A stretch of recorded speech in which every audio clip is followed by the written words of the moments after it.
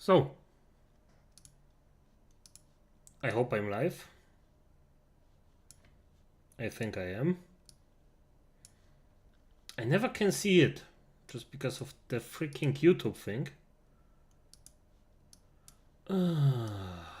Good, fair enough. I think I'm there. My voice should be freaking YouTube thing. Fair enough. Good. Every time I'm actually quite positively surprised that this stuff actually works. I love it. Good. But as it is, Acolytes are gonna instantly start with one thing, with Mesh TV, by the way. The other stories, free. If you just wonder why I'm always going in, swooping in and copying this and that, it's just because I wanna properly, well, copy the link and the title for later use when I'm gonna do it in the video. So yeah, that's why I'm jumping sometimes like this. Not always, but irrelevant. Oh, and I see I already have a view. What the F? This went, damn, nice. Good. As it is, let's just start.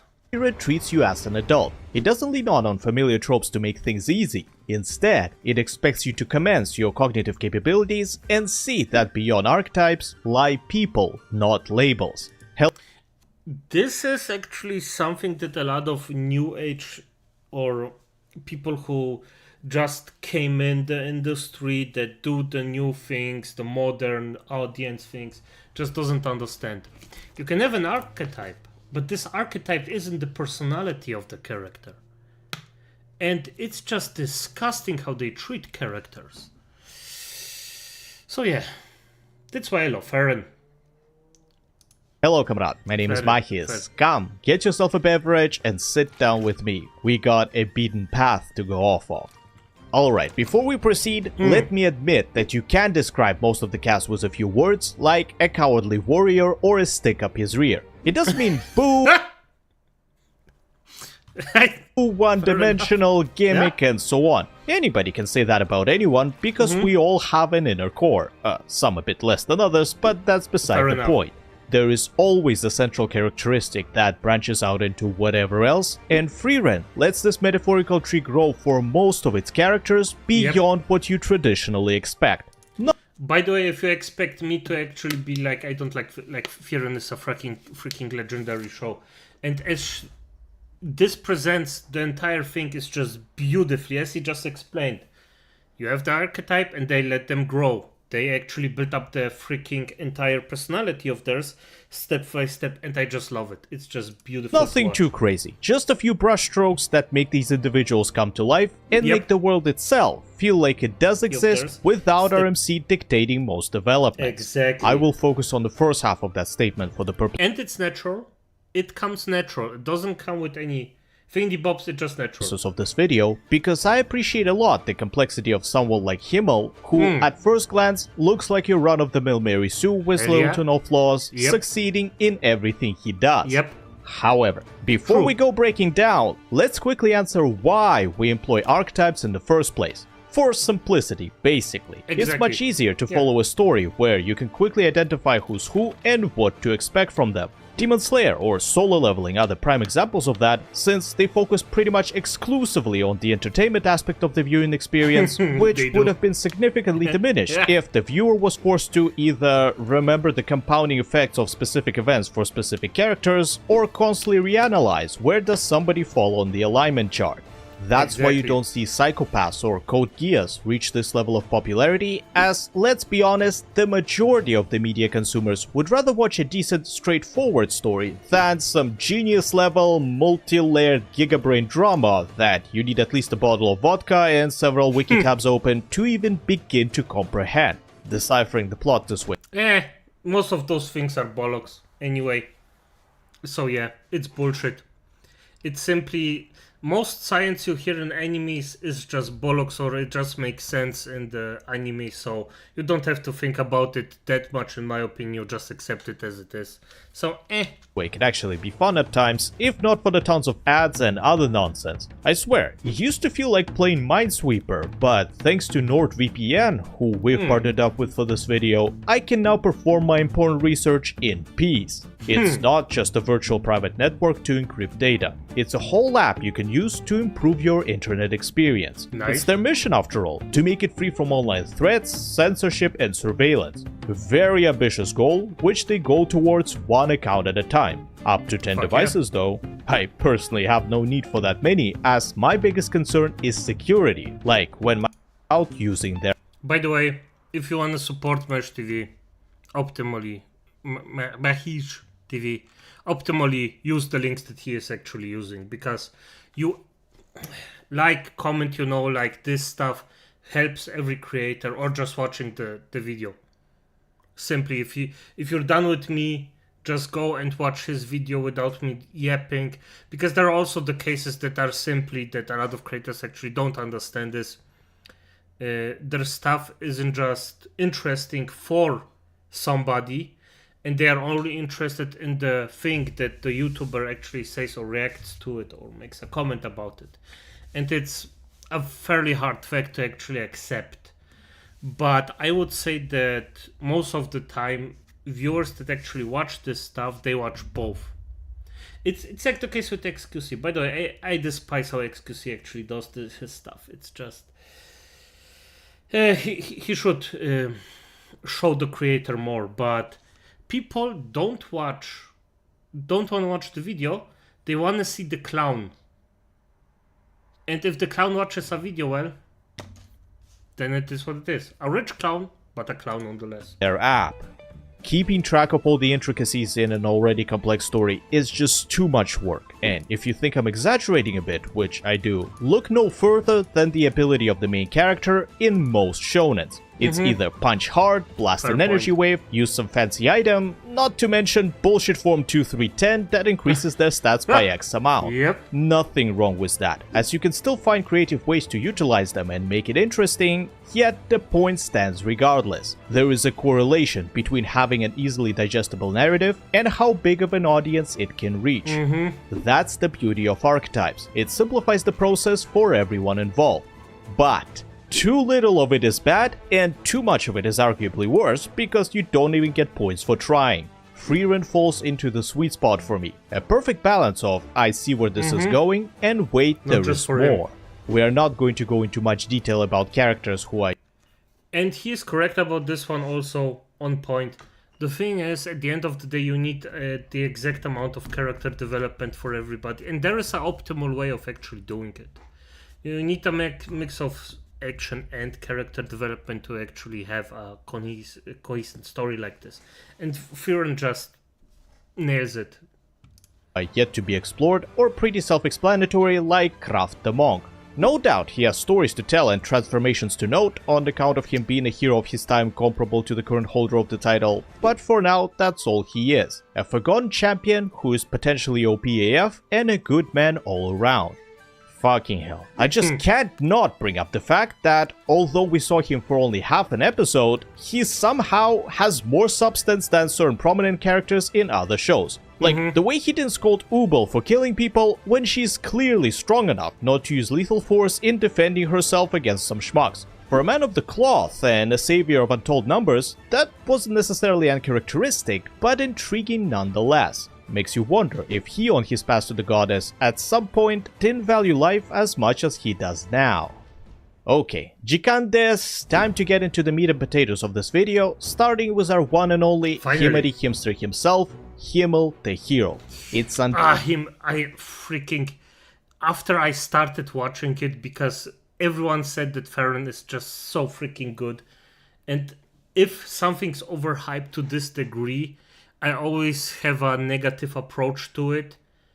And after I seen him the first time, I was just like, okay, it's one of those.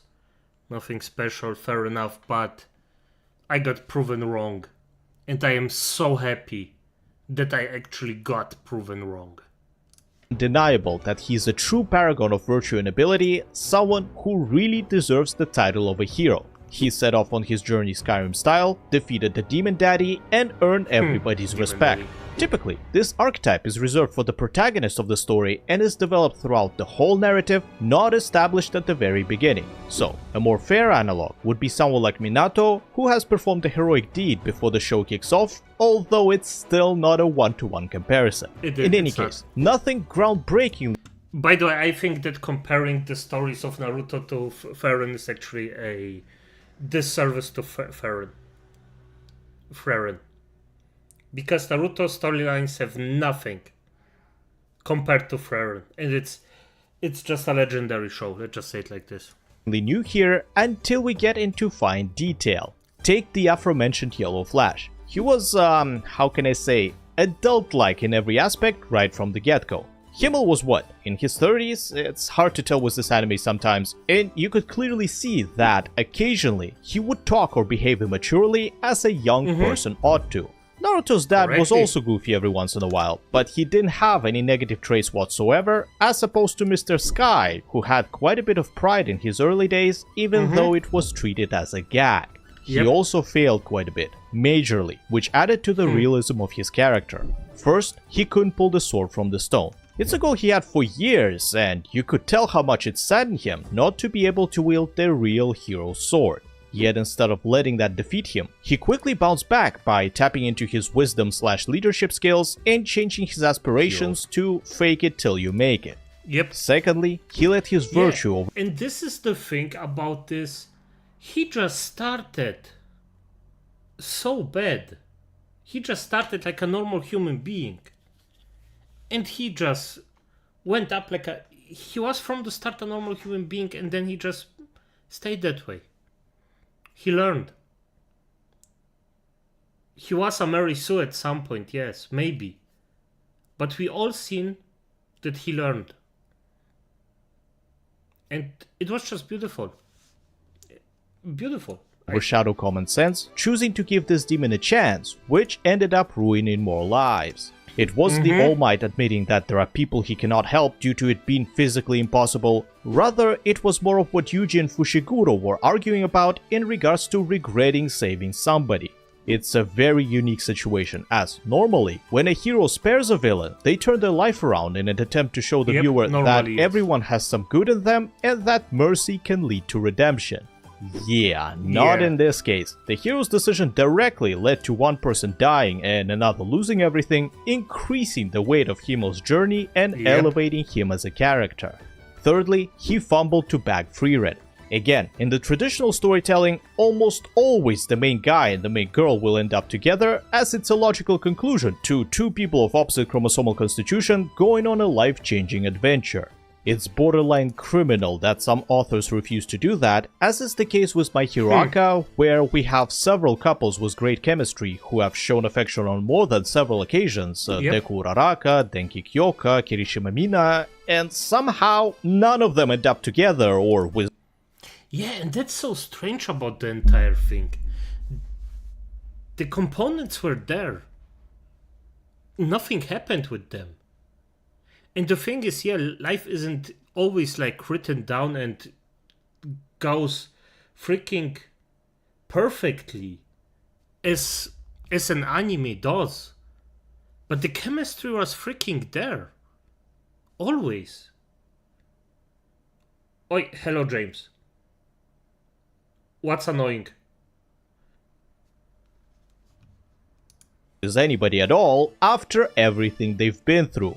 In Beyond Journey's End, things are different, because our heroic lad tried his best to get her attention, even proposed to her kind of, and all this oblivious granny did was stand there and look pretty. I can argue all day how he should have been pushier and more blunt, knowing how long it takes for her to read social cues, yet it makes sense that Frieren hasn't reciprocated, because 1, it's the whole point of the show that she doesn't get this sort of things, and 2, in her long-lived eyes, they only went out on an enthusiastic walk together, which was enough to learn much about him, let alone develop romantic feelings. It's really sad. Yes, in the romance hints not paying out.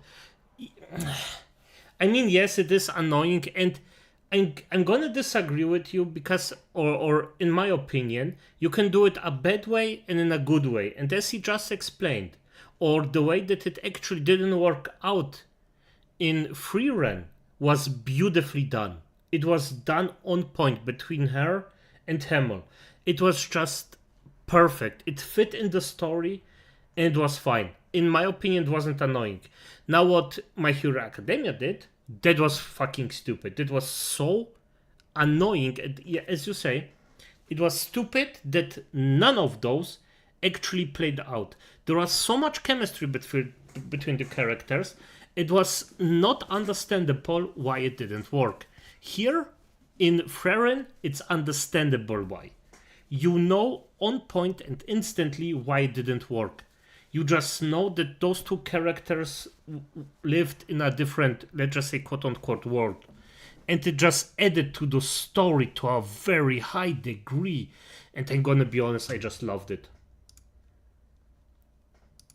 But yeah, that's at least my opinion in this specific case. Given that he doesn't have kids and is a virtuous man, there's a good chance he never caught feelings for anyone else, so despite his accomplishments, he missed out on one of life's greatest joys: love and family.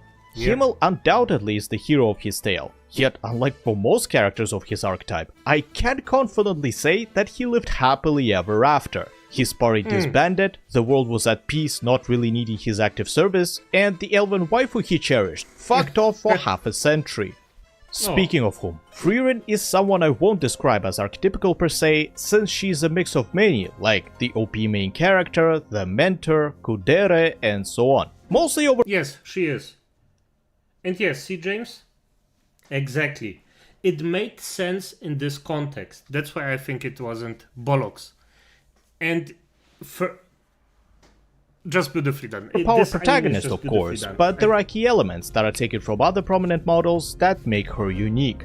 For example, and bear with me here, she is written somewhat similarly to an antagonist who, due to some big plot development, began the process of becoming good.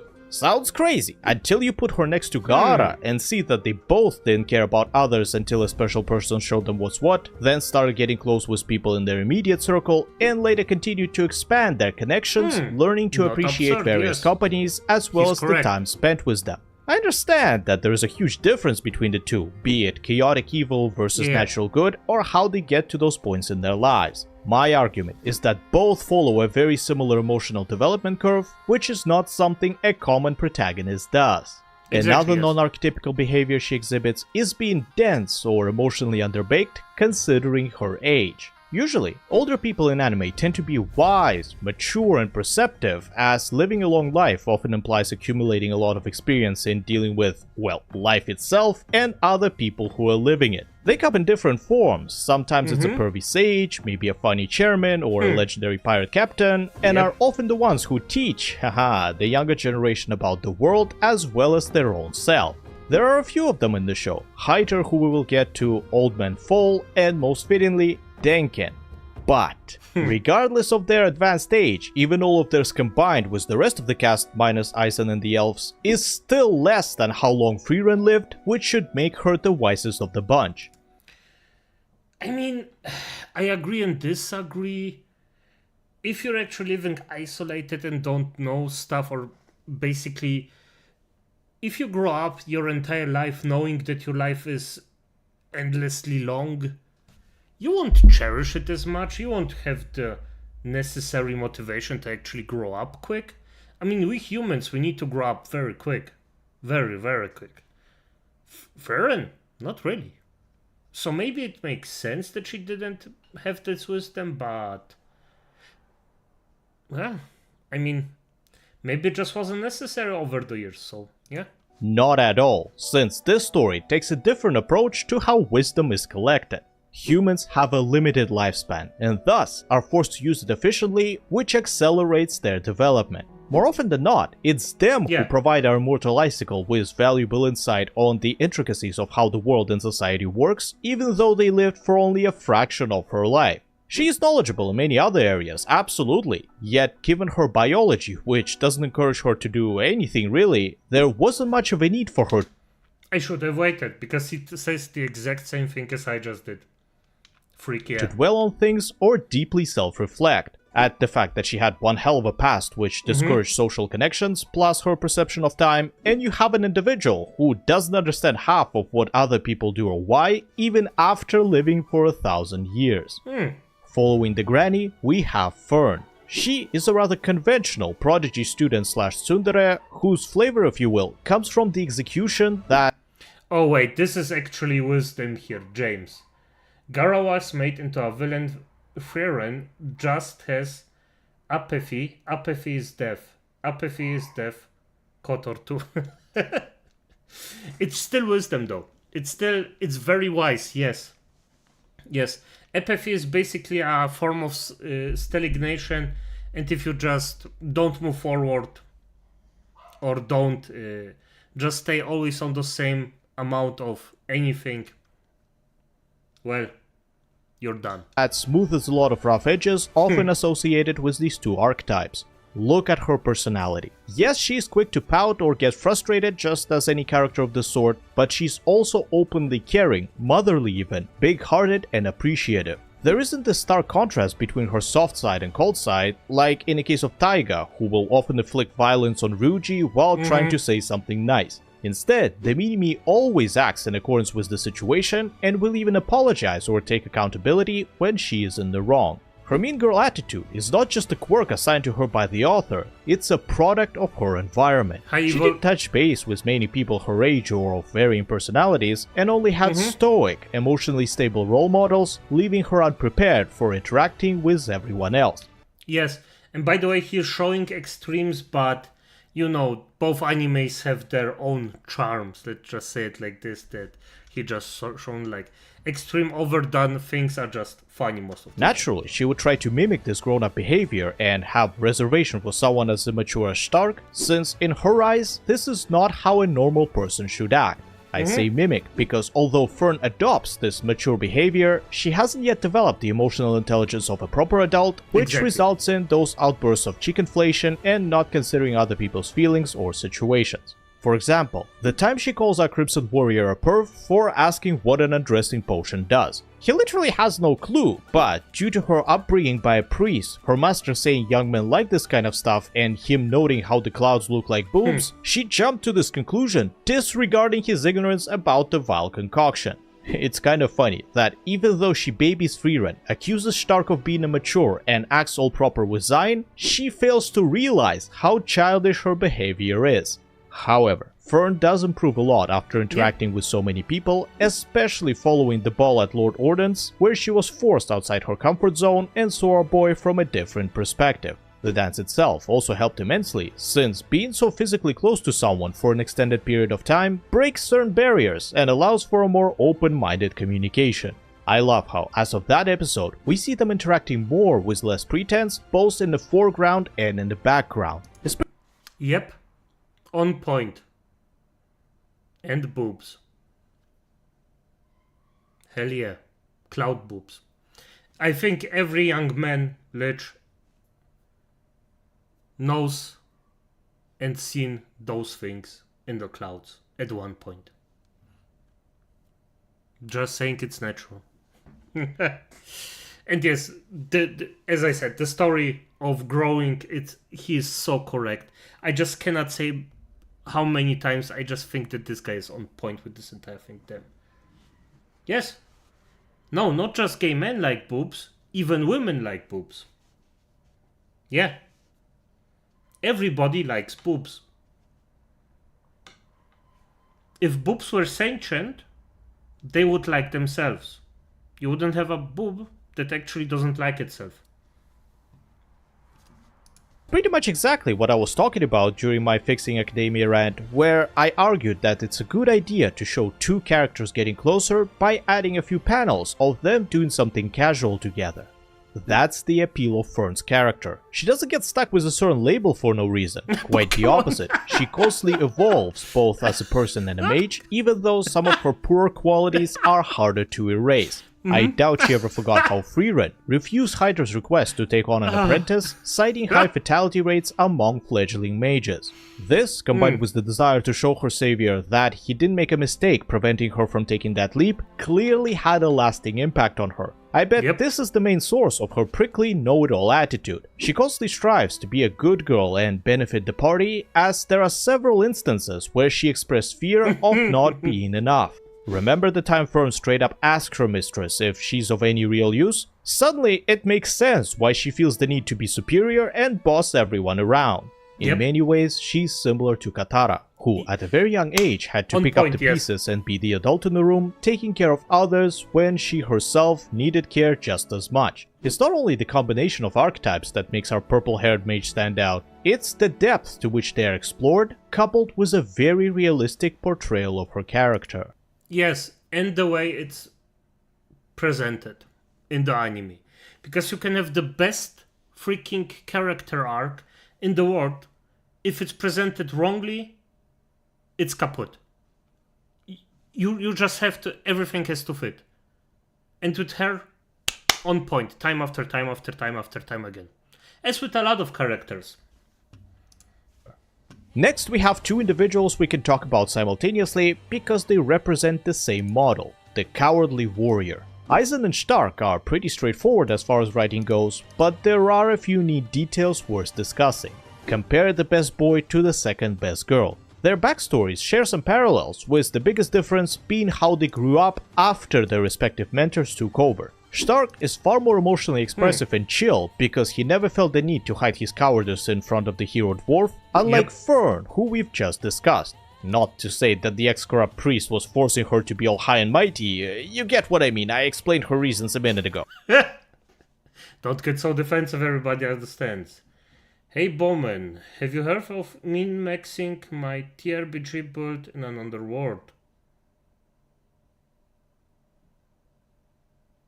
Not really. Explain it in the chat. Or do you make a video about it? I'm gonna look at that later. But no, I actually didn't hear of it. Mr. Strong is tackling his drama of early childhood loss differently on account of his sweet personality and the lack of time pressure from the Grim Reaper going after his master.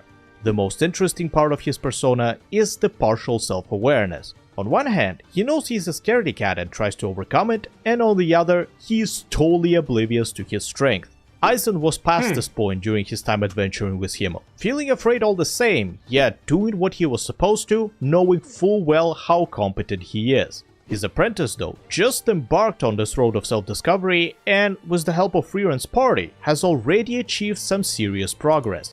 Yes, and it repeats, the freaking thing repeats. You can see it with him, and then it repeats, it follows, it repeats, and yet, the same story told again from a different perspective is still freaking wonderful. He challenges his opponents head-on, takes a hit when required, and begins to show initiative in the face of terrifying foes. Yet there is one thing he is still not aware of. Just how scary he himself can be at times. A freaking dragon knew better than to engage Stark, and his own mentor got spooked by him into a reflexive counterattack. Lad doesn't know his own strength, so no wonder when he put his hand on Fern's shoulder, the poor girl was petrified with fear. Also, I want to add how sociable this dude is. A cowardly warrior archetype is usually either super shy or excessively expressive, and it's refreshing to see Stark portrayed as a normal human being. Yes, it is. It is. Every single one of those fuckers are just portrayed as normal human beings, and this is the beautiful thing about that. These two weren't the only ones I grouped up. Hyder and Zine are also fairly similar and can be described as a pair of corrupt priests. There is no shortage of colorful religious characters in anime, and the word corrupt can mean many things depending on the context. In this case, we're talking about a proper, good member of the clergy who just happens to indulge in some non-priestly activities, booze, smoking, or gambling. The healer of the hero's party leans further towards a common drunkard type, and the MILF enjoyer is more of a chill guy who doesn't take himself too seriously. Starting with the former, I like how Hyder demonstrates that his shortcomings do not prevent him from achieving greatness. Sure, he was hungover half the time, but he played a key role in defeating the Demon King nonetheless. Moreover, as the time passed and after he found someone to take care of, he gave up drinking completely and dedicated his life to ensuring that this girl has a bright future. He must have been surviving on pure willpower while Friere was decoding the book, as decades of alcohol abuse certainly don't contribute to a long lifespan. Yep. He loved Fern that much, and I'm willing to say that she saved him too in a way, since he found a new purpose in her, even fulfillment, as this reminded him of a long-gone friend. Yep. The latter as everything in life, there is a freaking giving and taking. Giving and taking, and both of them just supplemented each other. They just were like a cock in the machine, just went in and then just said, yep, we work together, perfect. It is what it is. Them show us a tabletop RPG gremlin who dies and gets reborn into another world, but gets at the RPG character set to works with. Sounds interesting. Priest is also interesting. Zion only appears carefree. Deep down, he has... I'm not gonna read everything in the chat out loud, because I think that's a bit annoying because it has nothing to do with the video, but I'm gonna write, so don't matter. Plenty of regrets, fears and insecurities. You wouldn't normally expect this type of person to have a serious side, because his exterior is often used as a coping mechanism and can be easily switched off, yet there he is, mediating problems between kids like a pro. He is not coping, he's content, and those skills are a testament to that, which is why it was so hard to recruit him into the party.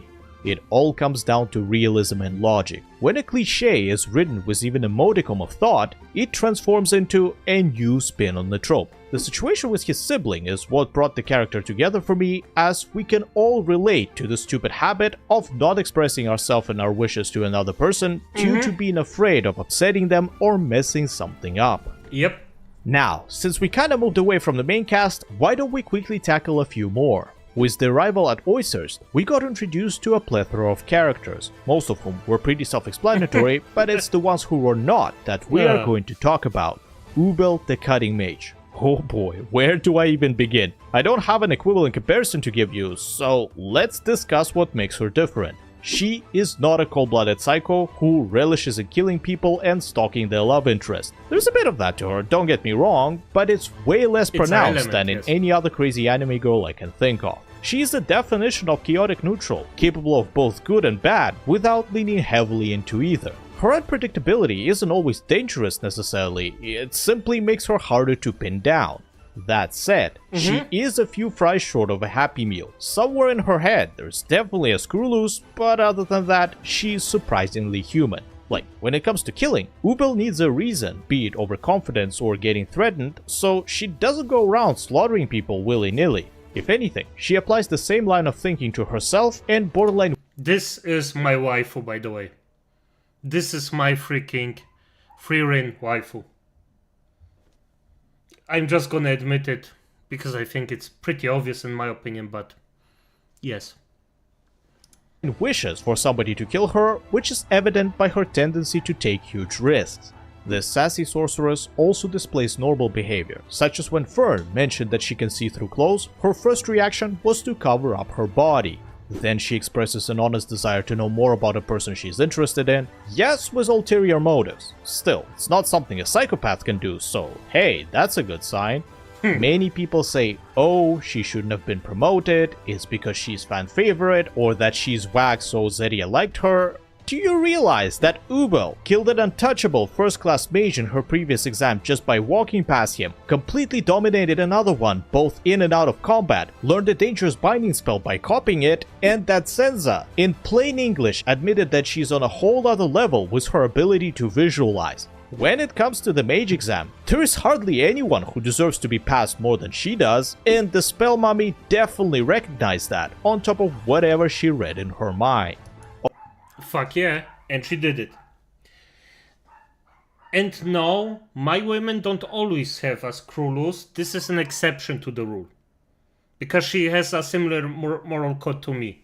Okay? Normally I like the quiet ones. It has its reasons. I'm not gonna mention them out loud, but... but she's the exception to the rule. Oh, and real fast, if I had a nickel for every anime proctor who failed all their students, I'd have at least 3, which isn't a lot, but it's weird that there are that many. Kakashi, Aizawa, and Zenza. These two basically perform the same exam, hers is just proportionally larger. Both are non-lethal, require cooperation from everybody, and include a fight against the test giver. Back to the contestants. Verbal is another great example of how to write a multi-dimensional character. He's a killer, no better than the combat skirt, yet somehow appears as a genuinely good dude. I'd even go as far as to say that he's a morally grey version of Himmel, and under different circumstances might have become a hero too, only on a smaller scale. I doubt he's strong enough to challenge the Demon King, but his very visible desire to help speaks volumes of the person he is. Sadly, this is not a fairy tale, and a man's gotta do what a man's gotta do. Defending his home is an admirable deed, even though I have no clue what is one supposed to do when the enemy is sending literal children to a fight. The fact that after everything he's been through, he firmly holds on to his humanity is astounding and proves that true kindness cannot be extinguished. Maybe switched off temporarily during his on-the-clock hours, as this shift between regular and work mode is yet another coping mechanism commonly present in high-stress jobs like a medical doctor. And by the way, the child thing, I would go the Overlord way. Just saying. Ainz al Ghul was right.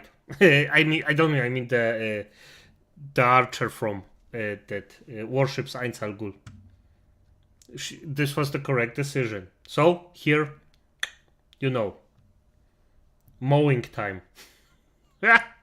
Lastly, there is a character who I consider to be the most thought-provoking. Richter. I struggle to get a read on him, and honestly think that he has no idea himself. One moment, he is the slightly rude shopkeep who is happy to help an old lady for some candy no less, and the other, he's talking about putting some kids to sleep permanently. I'm almost positive he was bluffing, yet I also can't shake off the feeling that there is a non-0% chance of that being true in some circumstances. He just seems as if he's stuck between pursuing his ambitions and doing what's right, which is further complicated by his antisocial tendencies. Wait, did I just describe Nanami from Jujutsu Kaisen? Yep. It's fairly close to how he was before joining the Sorcerers for the second time, and makes you wonder how Richter will turn out once he figures out what he really wants to do. Interestingly enough, although he was quite cold and argumentative, he did adhere to Denken's words and even joined a fistfight against his will. This, in combination with the comment about Fernstaff, leads me to believe that he does have a heart way bigger than he's willing to admit, and is why I can't help but feel pity for the guy. He is a high-class mage who really knows his craft, especially when it comes to magic items, is knowledgeable in magical theory, and is sufficiently level-headed to deal with most challenges, but he got absolutely destroyed by bad luck during the test, be it facing a legendary mage or being ambushed by a first-class clone.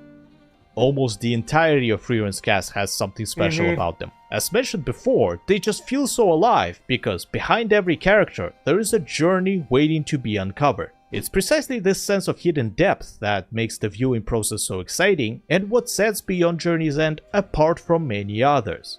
Iwasai. Mahi is not disclosing the #1 best girl into the microphone. Freakier. Mahi's TV. Acolytes, you have to watch him from time to time. It's this dude has freaking good stuff, and he's correct about. I would say I agree with him on 99% of the times. If he says something, so yeah, love this dude. It's simple as that.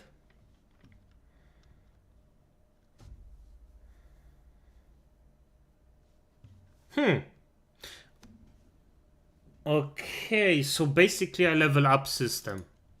Fair enough. Sounds intricate. I mean, I'm gonna be honest, I wouldn't even freaking mind. Or I would even say I love stories like that, where you can clearly see when the character is actually getting stronger and their decisions, how the stuff would be. I personally just would actually want a story that's not over the top with the entire thing. If you have a main character that actually could die, or, well, I mean, it's the main character. Of course, you won't let him getting shafted permanently. But at least have the feeling that somebody could actually be, well, taken away, let's just say. So yeah, sounds actually quite nice. Good. So, By the way, I stopped making drama about Assam because I think there is enough said, or the Charlie Kirk thing is also... I'm gonna still do a few things because I'm interested in what other people say that I'm watching, but... Well, I heard that Destiny is a little freak of nature again. So yeah. Guys, welcome to the Liberal Hive Mind, a channel solely focused on exposing the abundant hypocrisy of the left. Well, this is an interesting update. Steve Bennell II, otherwise known as Destiny, one of the loudest and nastiest voices radicalizing lost kids online, was just hit with a pretty severe reprimand after engaging in very despicable off-platform rhetoric, direct incitement to violence. And you know, the left really wants to gaslight us into somehow being outraged over this. If not, then we're hypocrites on the issue of cancel culture. But that's gotta be the biggest crock of crap currently being pushed around the internet right now. I agree with him. That is a very, very big amount of crap being pushed around.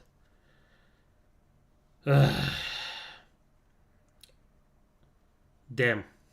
Refuse to accept the premise. In this case, this decision was good. If you've been calling for more conservatives to be murdered directly and clearly, if you're celebrating political murder and violence, then please don't pretend to be the victim when you face obvious consequences. But let me show you guys what's going on, all the details, and let's of course talk about it. We got some stuff to get into, so let's roll the tape. Alright folks, so take a look. Destiny claims that his channel has now been broadly demonetized on YouTube. I feel like my YouTube is gonna get permaban soon. I hope so. I hope so. After Destiny told the thing about the father protecting his child while getting actually a bullet, catching a bullet, that was actually, well, you know, the Trump thing. After he left at this freaking heroic interception, I just... Well, let's just say it like this. I won't plead, I won't say that anybody should do something against Destiny, because that's just a monstrous thing to say or to do. But if he actually gets bad karma out of it, or karma, quote unquote, or bad things happen to them, I won't show any sympathy. If at any kind of way possible, I'm gonna throw salt in the fire, in the wound. So yeah. Because I got like broad demonetized yesterday for they didn't even cite a video. So I don't know. I'll appeal it. We'll see what happens. But I mean, if Kimmel is getting canceled from ABC, I don't know.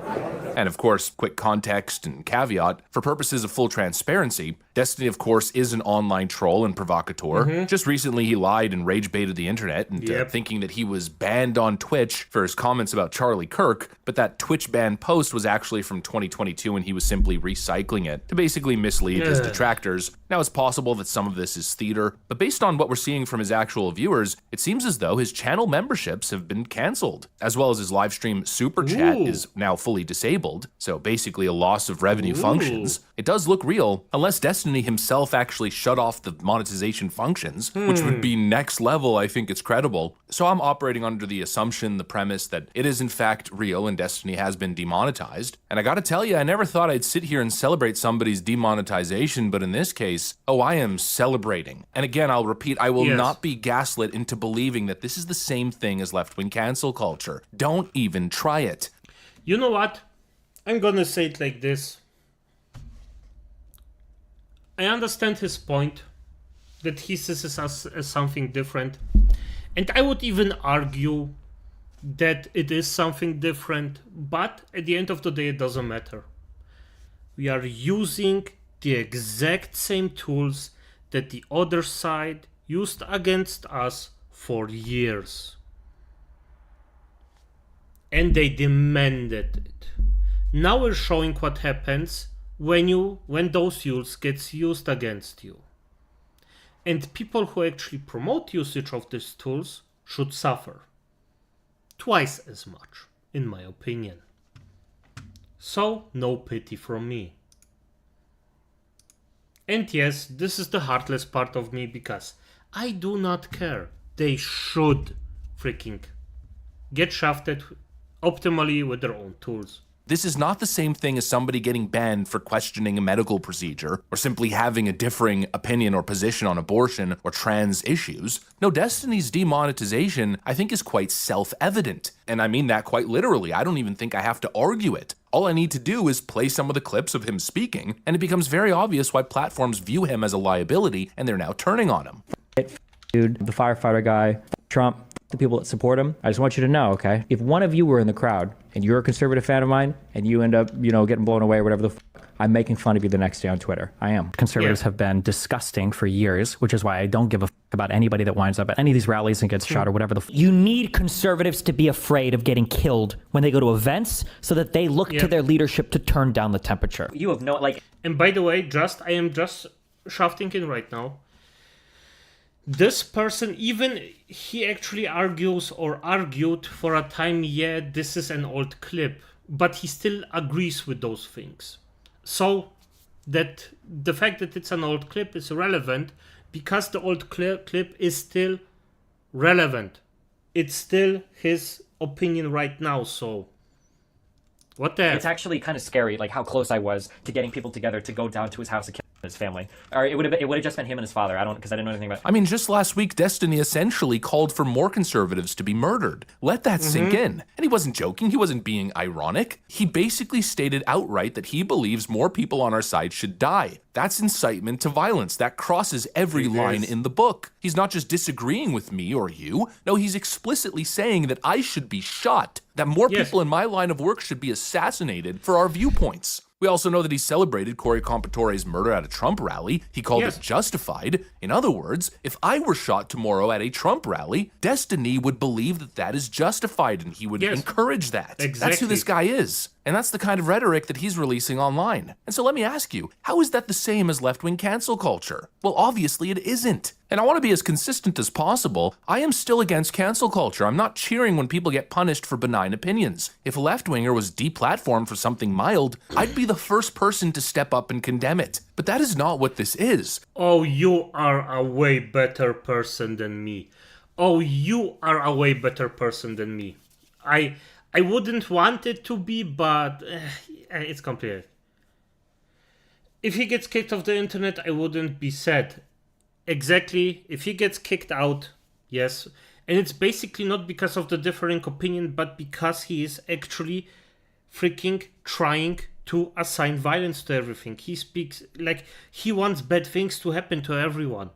It's just, And I will celebrate the assassination of Kirk needs to be shamed and banned from net and from work. Exactly, Evil. I agree with you. Yes, they should. Not from the internet, but also from their social circles. Because being a freak like that, actually, and I still don't believe it, celebrating to death of somebody that got literally assassinated, and I'm not gonna say execution because execution isn't the correct word of actually by definition, not the thing that happened. It was an assassination. They freaking just don't celebrate it.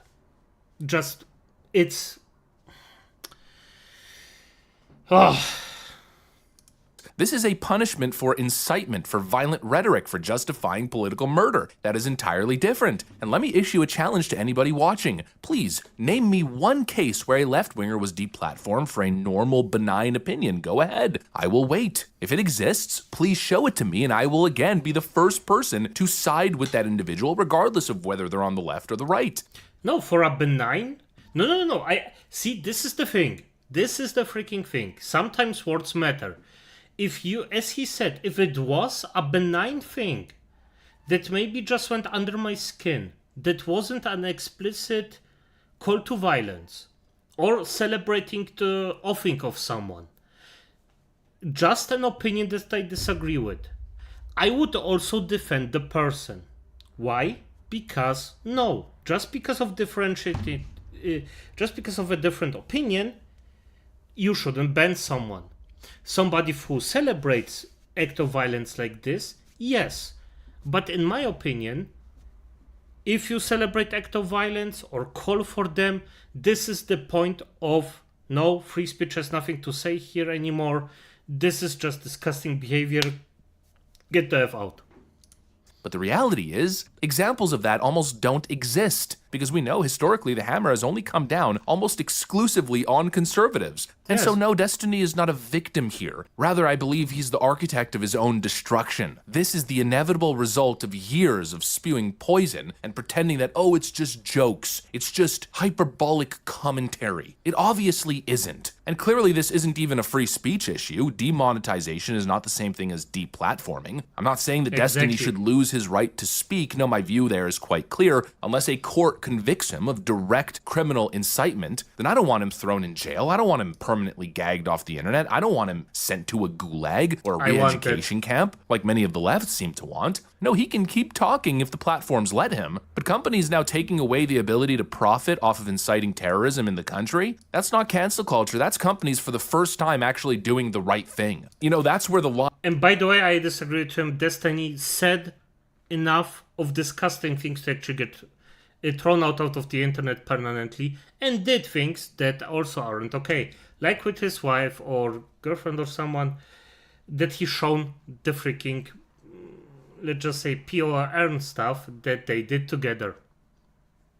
Yeah. Line should have been drawn, there and there alone, and all other benign political speech should be allowed. And what a ridiculous benign concept, too, is the not the idea problem. that we should now feel bad, that we should be accepting lectures on cancel culture and policing speech online, when this is the Democrat track record. We will hold social media platforms accountable for the hate infiltrating their platforms, because they have a responsibility to help fight against this threat to our democracy.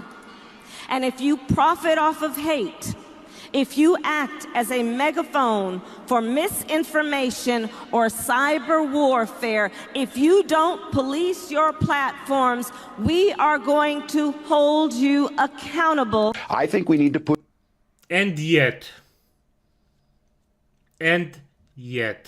push back on this. There's no guarantee to free speech on misinformation or hate speech, and especially around our democracy. But I also think there are Americans who are engaged in this kind of propaganda. And whether they should be civilly or even in some cases criminally charged is something that would be a better deterrent. You know, please miss me with this high-level hypocrisy. And you know, just to take it a step further, maybe this sounds crazy, but I'll say it anyways. Again, I don't want Destiny to be removed off the internet. I don't want him to lose his free speech rights. No, my hope is actually quite the opposite. My real hope is that Destiny finally snaps out of it. I hope he has a wake-up call, and with it, a redemption arc. I don't want him to be killed. I don't want him to be silenced. I don't want him to be permanently erased from the internet. No, that's what they want. That's what they want done to us. What I want is for him to stop with this deranged spiral and actually find some humanity. Maybe find God. And I think that's the fundamental difference between us and them. no, I disagree with him. Destiny made so many lives miserable, time after time and after time again, innocent lives, that he just deserves to get some kind of punishment. I just disagree on this one fully. Destiny isn't a normal person that did one mistake. He's a freak that does bad stuff and continue to do this bad stuff time after time after time after time again. We're not talking about a 15-year-old kid that said some bad stuff and then grew up and said, oh, freak, it was a dumbass. No, we're talking about a grown man that wants to have freaking 15-year-olds, that shares tapes that he recorded privately presumably without the knowing of the other party, and shows them everywhere. So no, we are not talking about a normal human being here. We are talking about a pest. Don't show compassion to pests like this. I'm not saying a normal freaking left-leaning that disagrees with me. I'm talking about freaks like this. Them. Destiny and his ilk want us dead. They want conservatives shot But in return, I still wish him redemption. And the truth is, right now, this guy is in the darkness. And this latest action kind of, helps prove that point. If left-wing YouTube and Google are saying that you've gone too far as a leftist and they're taking action against you, well then just think about it. That's your own side, your own big tech ally that are now saying, whoa, stop. It's not even coming from the right. It's your own strongest political allies to have censored speech to your side's benefit for years, and even they are now distancing themselves from this insane culture of celebrating political violence. If that's happening, then obviously you know you're on the wrong side of history. And so my hope is that Destiny and others can finally realize that, they can snap out of it and come to their senses, that what they are doing is wrong and has no place in civilized society. And again, that we didn't do this to them, they did it to themselves. Just like Jimmy Kimmel did it to himself. But anyways, that's pretty much the update. It seems these left-wing platforms are finally doing the right... Yes, and I hope that they continue doing the right thing. But nonetheless, damn. I got a bit too, in there with this entire thing. Okay, fair enough. Fair fucking enough. Shoot. Yeah, this thematic always gets me here. Just gonna look up if I actually already written everything down. Yes, I did. Good, so what was this? Nope, that was the smash. Landerer. I actually want to freaking know. I just really want to know what he thinks about the entire Antifa that got banned in America. Now, if you want to know how I'm standing on it, I think it's freaking fantastic. It's perfect. And should continue and broaden to other groups that were, let's just say, just as unhinged. But let's see. For you, Donald Trump has just declared that Antifa, or the anti-fascists as they like to call themselves, are a major terror organization. He took to Truth Social and this is what he posted.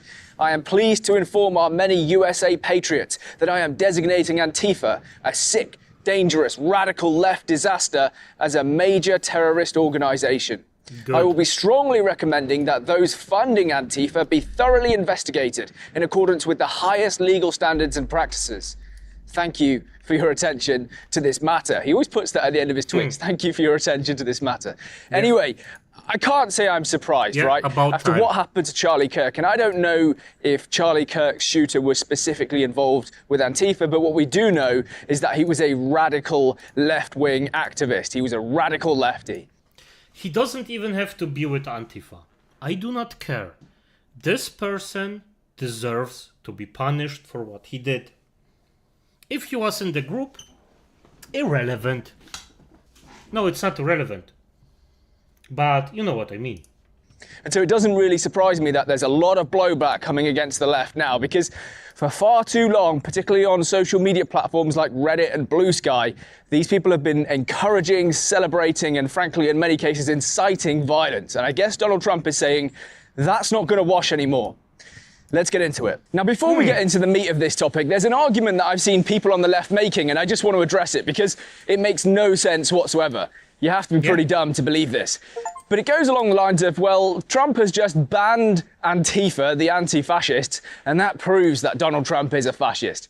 And the reason that this argument is so weak and terrible and stupid is because it implies that calling yourself something actually makes you that thing.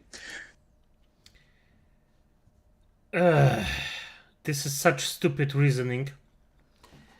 Just because I call myself a billionaire doesn't mean that I have billions now. Now does it? It's always the actions you take. The facts of the matter. Who the freak even argues like this? Damn. Irrelevant. Antifa is the same outfit as the Italian fascist with that. Yep, they do. What was this? Bella Ciao? The song? Yeah. Yeah. Just, if you know the context, yeah. So if the KKK had called themselves the good guys, then actually that would make them the good guys, right? And similarly, Antifa calling themselves anti-fascist actually means that they are anti-fascist. It's ridiculous. The argument makes no sense whatsoever. Let me give you another real-world example. The DPRK, the Democratic People's Republic of Korea. Democratic People's Republic of Korea. Well, that must be democratic because they've called themselves democratic. Except that's not South Korea, that's North Korea. Okay? The last three leaders, it's gone from grandfather to father to son, and yet you're trying to tell me that they're democratic because they've got democratic in the name. So simply calling yourselves the anti-fascist doesn't actually make you anti-fascist. And when we get to the point where you are specifically trying to get rid of your political opponents, not through debate, not through winning arguments, but through intimidation and political violence, I don't think that's anti-fascist at all. I think that is literally just fascism. So we'll leave that argument there. A few people I've seen are making it. They're probably brain donors, would be my guess. It is what...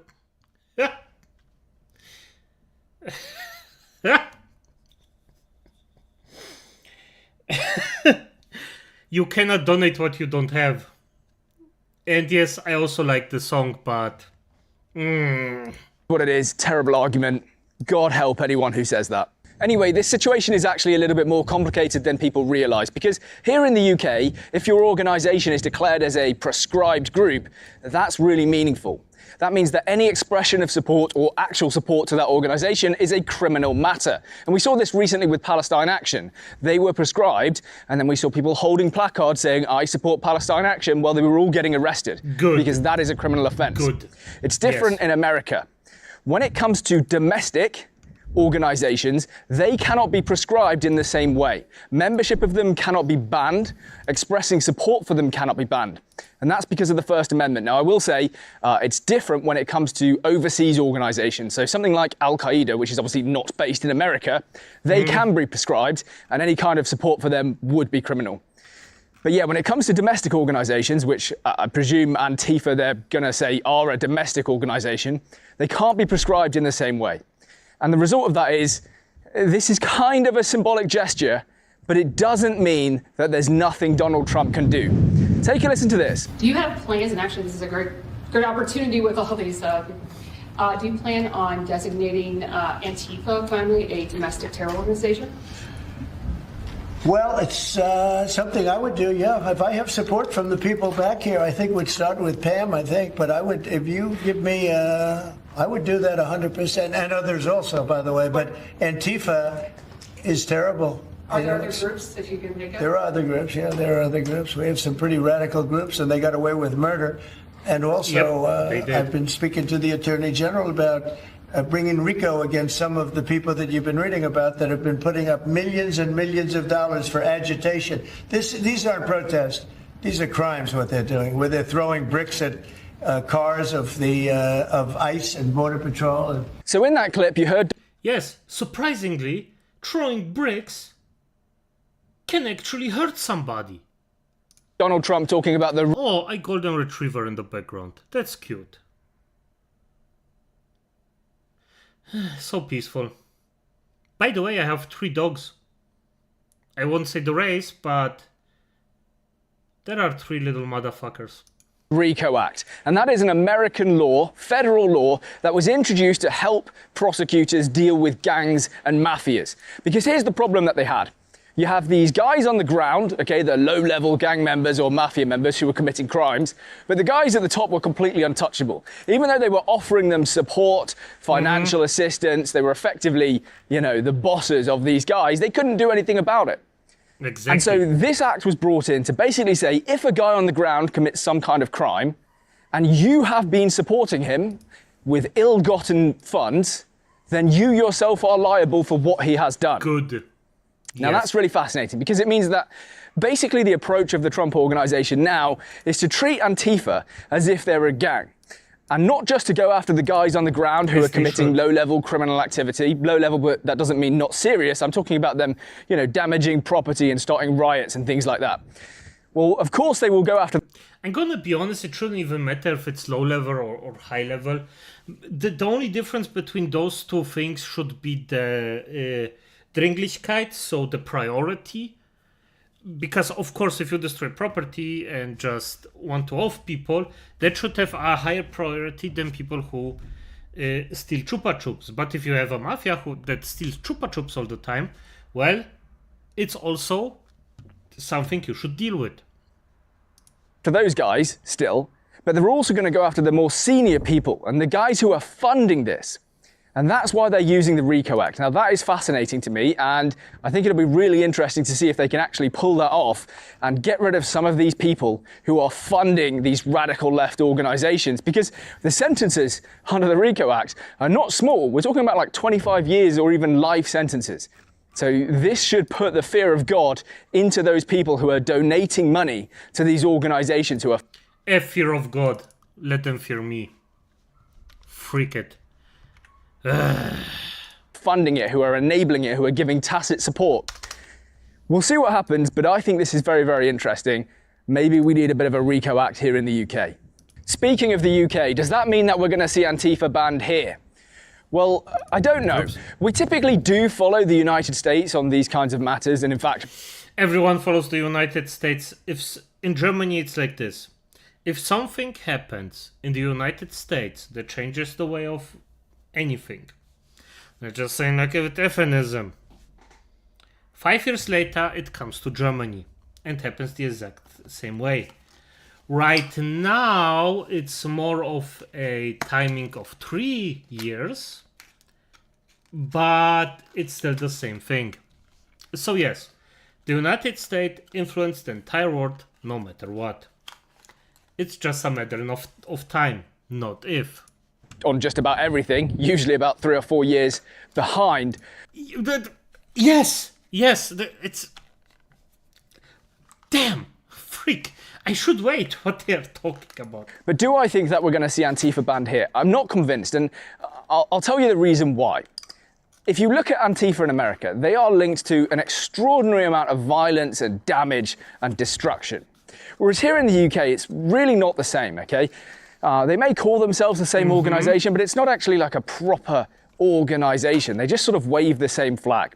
And what we don't have here in the UK, please do correct me in the comments if I'm wrong about this and you've got links to news articles, but what we don't have, as far as I can tell, are like Antifa groups going out and actually causing violence and disruption. I don't see that here in the UK, certainly not anywhere near to the scale that they have in America. So I disagree with this point heavily, because it's my thinking in this, or two types of ways I can think that goes actually arise. First of all, America declared a group a terrorist group. You won't fuck around with America. You will agree with America, no matter what. That's the first thing. Just to keep the peace between the countries. That's my first thinking of, okay, this shouldn't actually happen. The second freaking way of thinking about this is the following. For F's sake, mate, Hezbollah is declared as a terroristic organization in America. Do you think that just because you don't call them terrorists in a different country, that they aren't terrorists? Yes, it's still the exact same group. So, if you don't declare them, you support them, as it's seen by the wider world. So no matter what, no matter how you look at it, they will still see that. Or I just made the second point a bit badly. Just because Hezbollah doesn't do anything in your country, but bombs or does bad things in another country, you will still freaking see them as a terrorist group. So don't give me that shit. They are all founded by the same people though. Yes, they are. They are. But I'm gonna take what I get. I think they're almost two distinct organisations who just happen to sort of fly the same flag, basically. Now, if I've got that wrong, and if there's sort of evidence that the police or the Home Secretary or whatever has, when looking at this and saying, actually, no, they are plotting these kinds of things, we're just managing to stop the vast majority of them, then yeah, that's a different story then.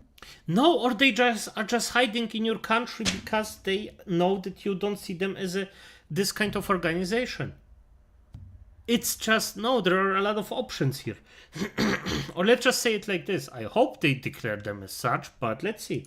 Perhaps they should be prescribed. But I don't want to really go down the route of saying they should be banned absolutely just because I disagree with them. Now, I think in America, it does make a lot of sense because, I mean, you can see some of the social media posts coming from Americans after what happened to Charlie Kirk. And you see sort of Discord chat posts and Reddit and Blue Sky and all of these comments that people are making. Es protesto Austrian Painter Salute.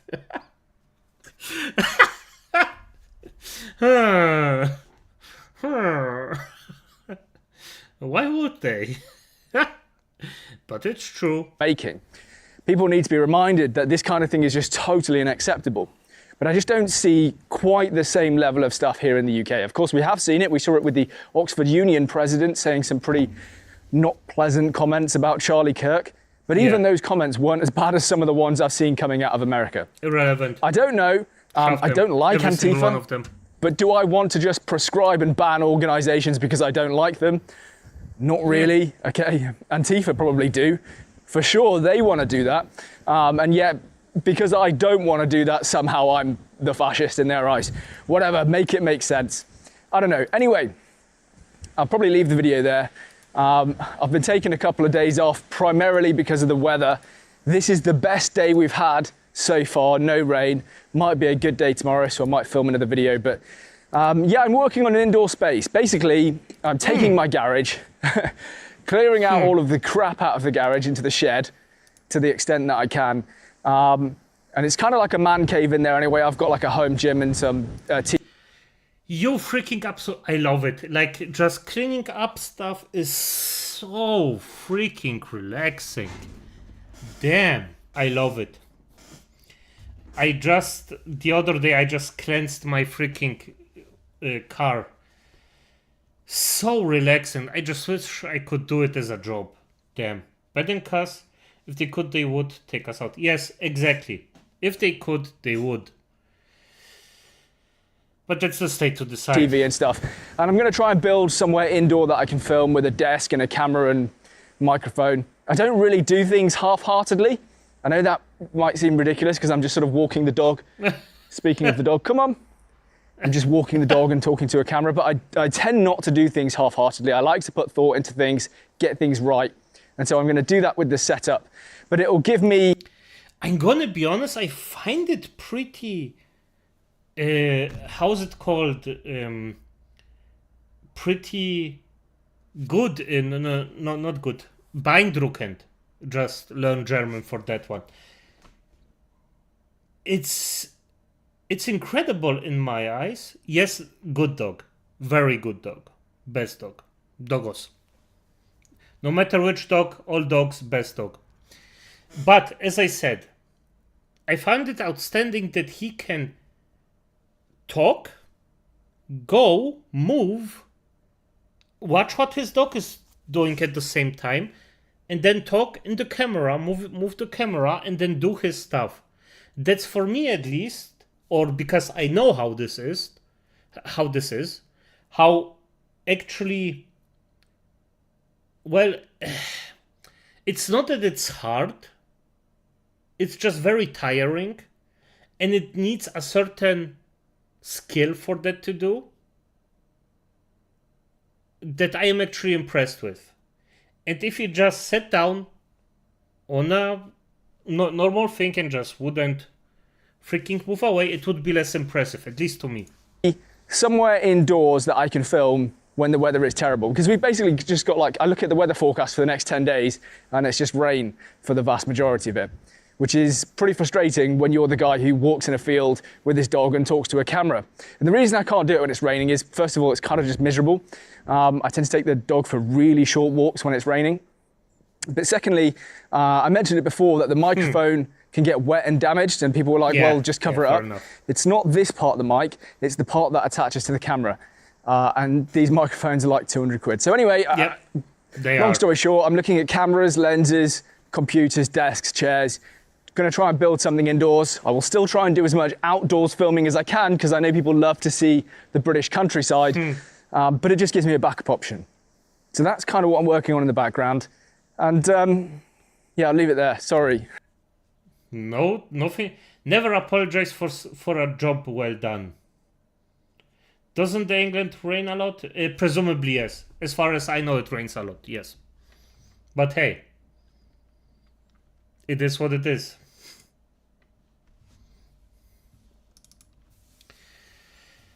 Ah, the dude. Oh, freak. Bannerlord has a new update. Ooh, I'm gonna watch this one later. Bannerlord has a... Because I don't know if this guy actually likes it or not. I have to ask him if I can react to his stuff. Damn. Ooh, I'm gonna watch this one. Later. Does he have a Twitch thing? Yes, he has a Twitch X thing. Good, I'm gonna ask him. Damn. I hope I can freaking talk about it if he does something like that. Good. Good. So, now something funny. Oh, you poor bastard. You poor bastard. But you're not the typical Canadian. Normally you would apologize 100 times by now. At least 100 times. I think 100 times would be a bad day right now. So yeah. Not your typical Canadian here. Ah, damn. I mean, the Unhinged Knight things is just... It's freaking... those titles are just beautiful. Those titles are just godlike. Not gonna lie here.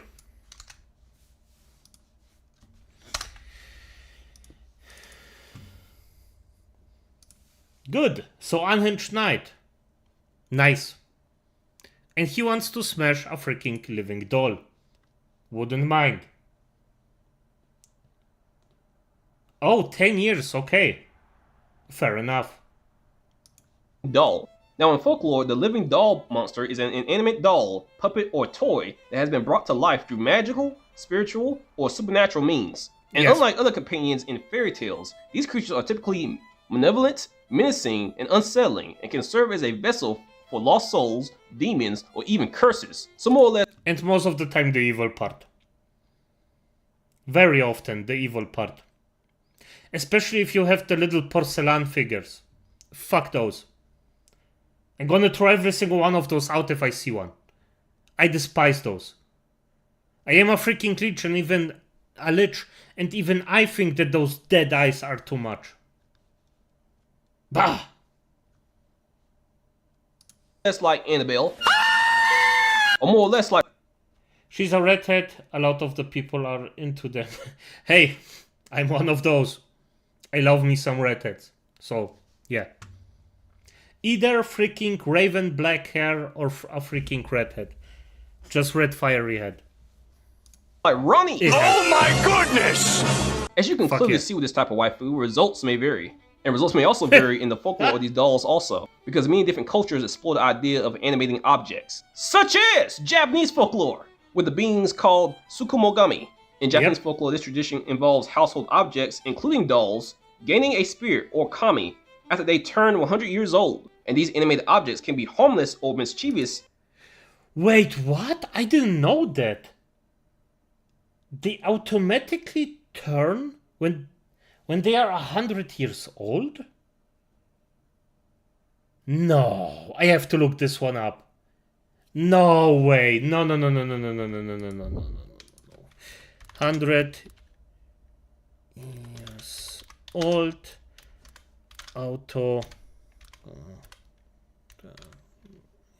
I'm gonna look this one up later. The fuck, no. I am a ginger and so is my mom. Redheads scare me. You...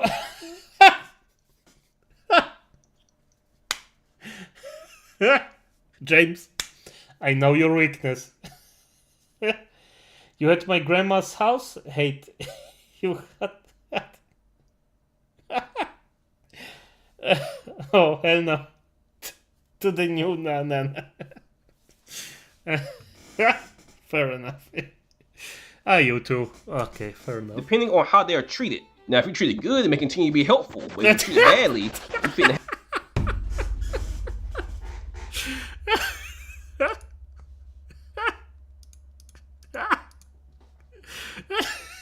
Best background ever. it badly, you finna have a bad day.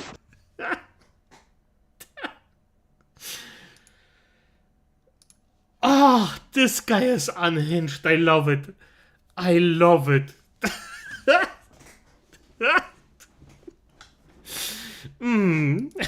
Because they can pull pranks on you, they can abuse you, and they can even abduct you. And the worst thing they can do is demonic transformation, which is basically when they crash out after they've been neglected or discarded. And they turn into a bloodthirsty Oni. That isn't Yamato from One Piece. Also, before the years of Annabelle, is, before she was ever mentioned, in Japanese folklore, there was a doll called Akiku. Now, this doll was bought for a little girl named Akiku in 1918.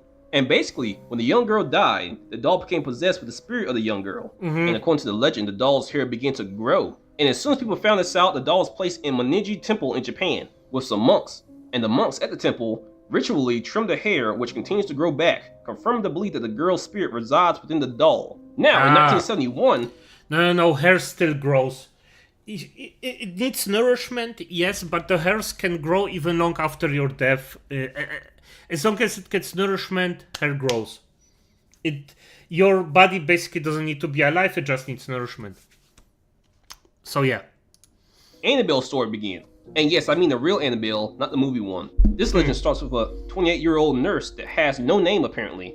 And this nurse obtained a 3-foot Raggedy Ann doll for Christmas from her mother. And a couple of nights after receiving the gift, Annabelle's owner and her roommate noticed some weird occurrences in the general area of the doll. The doll began appearing in places on its own and started moving its own arms at will. Now my main point is, yes, the doll waifu has plenty of cons. The main one being the ones in reality look like little girls, and that is creepy. They also can cause curses and spread illnesses. For example, the cursed Jolette doll is said to have been passed down through generations of one family, causing each female owner to have a son who dies mysteriously within 3 days after birth. And one's like, what the? Oh, there's some fucked up stuff around. Damn.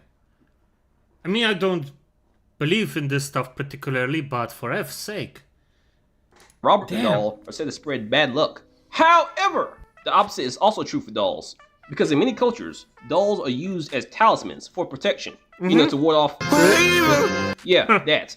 And dolls are also said to be conduits of positive energy, meaning they can serve as a focus for positive energy, helping to manifest intentions like attracting love, wealth, or healing. But even with the pros, more or less, they are still creepy. I've been inside of a house with a whole bunch of dolls before, and trust me, they are creepy. But then again, maybe they're not creepy for everybody, because there are people in the world who have agomatophilia, which is a paraphernalia involving the sexual attraction to a statue, doll, mannequin, or any other figurative object. And I can almost promise you, the more the years go by, the more you're probably going to see this. Well, I remember one guy, Murasaki Joes, that got freaking, well, bad experiences with the community of those. For example, do you guys remember the guy who married his Hatsune Miku doll? Or more or less, he supposedly married the fictional character Hatsune Miku. In 2018, a Japanese man named Akihito Kondo married the fictional character Hatsune Miku. But wait, it gets worse. And now accompanies himself by a life-size model of Miku. That dog gonna have more stains on than a used napkin. This man about to be the first man to impregnate a doll, and I'm here for it. The baby's gonna come out looking like an abomination, and the doctor's gonna name the baby Disgrace. At least after he stops laughing.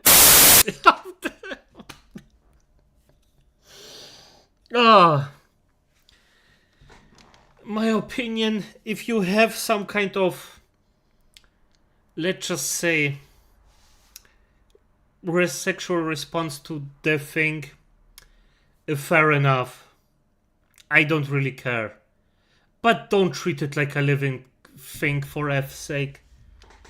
So my main point is, even though it may not be wise to smash an evil doll, you know, like Annabelle, because she looks like a little girl, and that freaks me out, I'm scared of real little girls. You think want to look at the doll version of one? Hell no! Matter of fact, every time I see a woman with a daughter, and her daughter has a doll, I'm just immediately disgusted. Like, look at you and your two little evil spawns of Satan. Be gone, unpure bitch.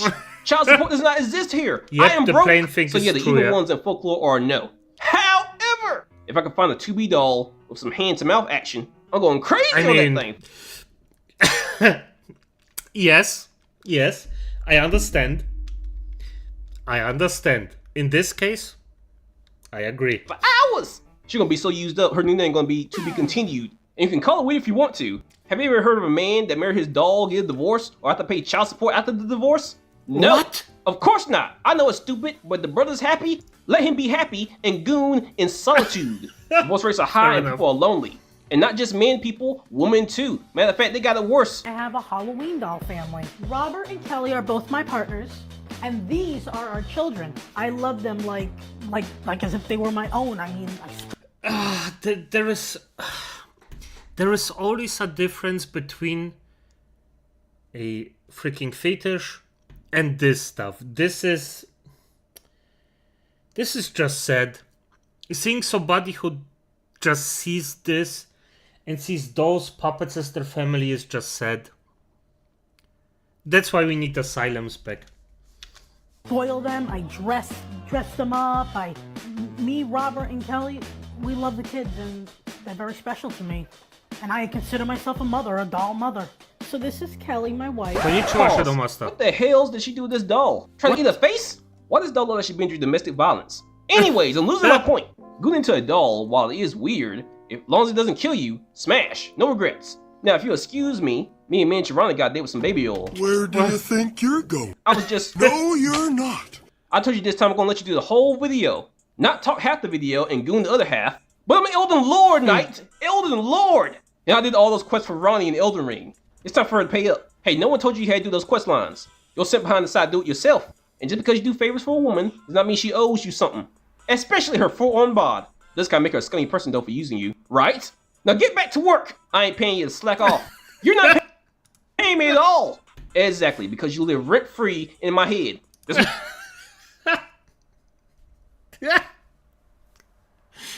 Oh, freak. I liked this character. I just love this character. Man, dude, because they actually do fall in love with it, women are just posers. I'm gonna say it like this. I cannot read minds, so I cannot say that it's 100% factual. But I would say in both cases, there are cases of, well, let's just say true or not. It is what it is. If a man falls in love with a toaster, I hope he doesn't turn it on while, you know. That's what you get, Black Voice. That's what you get. Now chop, chop. Born to goon, forced to work. Damn it!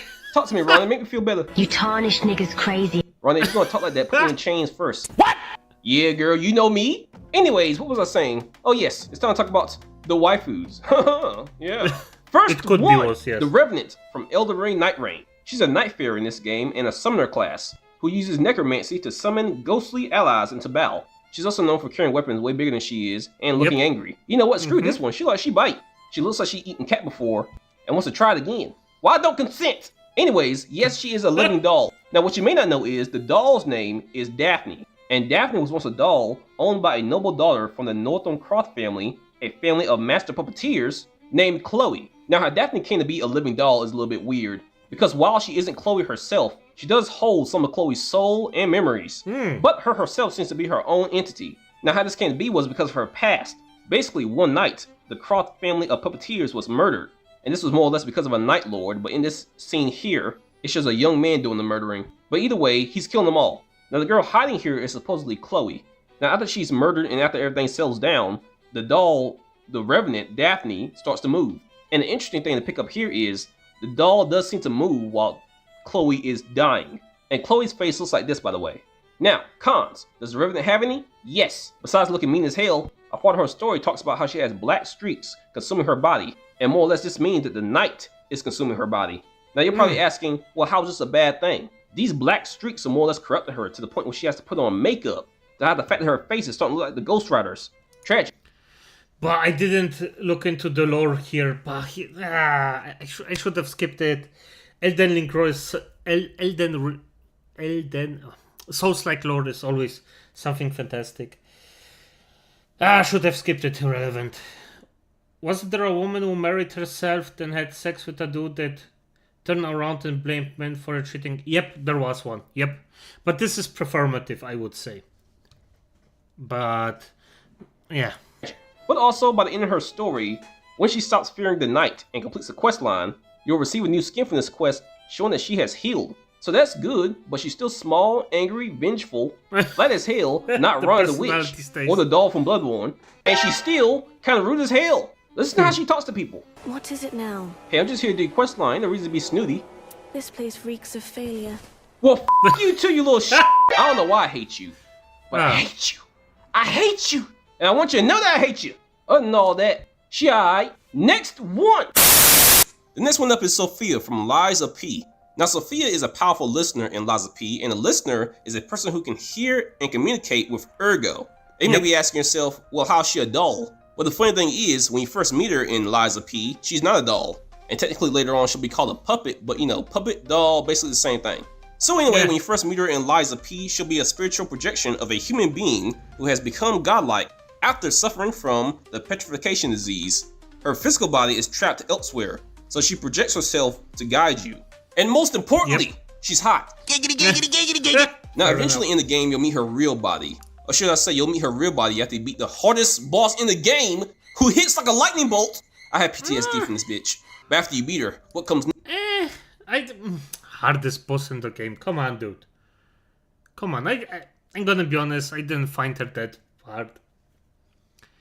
She was, I mean, the first phase is nothing.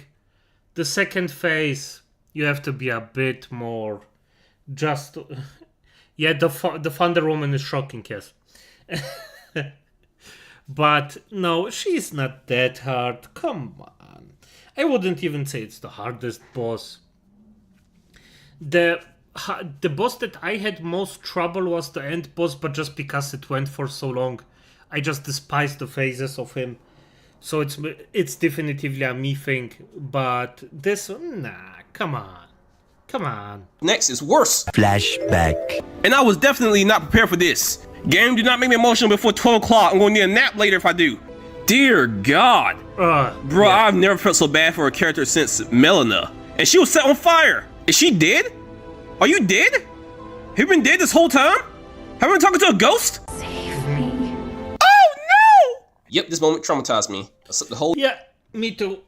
Me too. Hard spoiler, by the way. Very hard spoiler. Fuck. Yeah, it still hurts. Even my dark heart cannot stand this. You didn't play it? Well, it's time.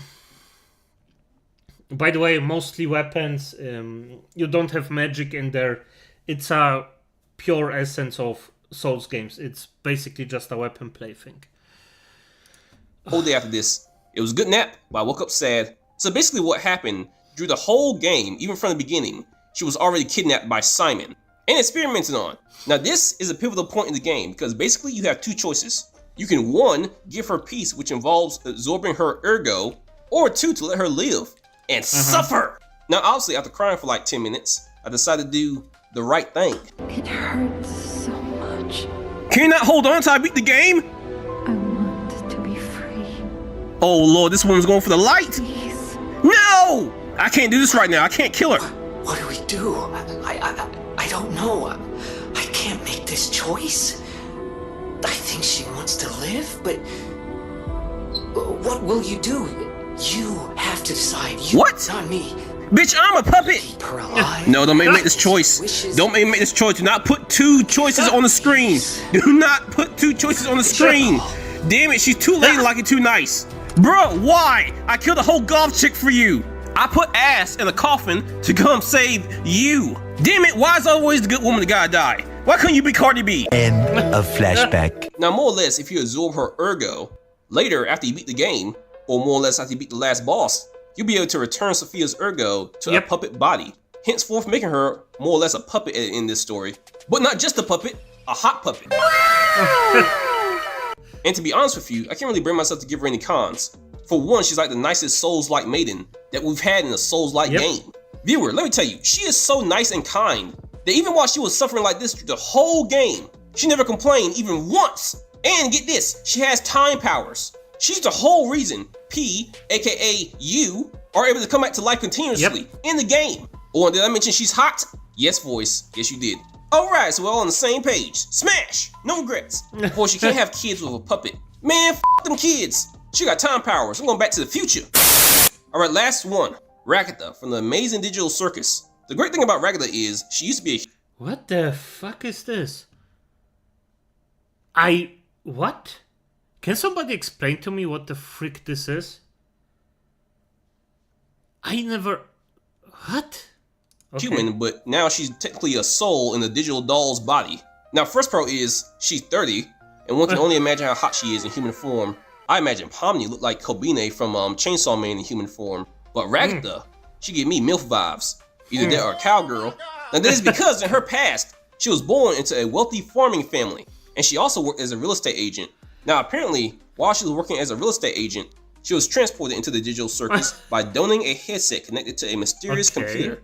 Now, since she's not just a living doll, but a doll trapped in a digital circus with a godlike being named Cain, I really had to take this into account. Because, technically speaking, well, not technically, how should I say this? You can't have sex in the digital circus because, well, Cain, yeah, for some reason he won't allow it. And trust me, they've asked. You really want to know what I want? Oh no. I want the ability to have sex. And from that moment on, Cain just started tweaking.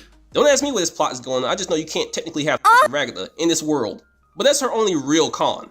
Now Ragatha's pros are debatable because she is very optimistic, but she seems to be forcing her optimism to keep herself sane. And I can't really blame her considering her circumstances. But more or less her cons, that being Cain won't let them, get freaky, do outweigh her pros. And I honestly wish eventually they show us what the characters look like in their human forms, because now I'm just curious. But either way, that's the end of this video. Come on, Ronnie, time to go play some baby oil. Damn. Baby oil, yeah, for F's. Nice. Agree or disagree, it's freaking funny. Damn. I don't even remember. Yeah, I remember who... Well, one of my acolytes actually showed me Unhinged Knight. It was so long ago. I'm so happy he did. Because this dude is just freaking funny. This I'm gonna do at last. The last one. No.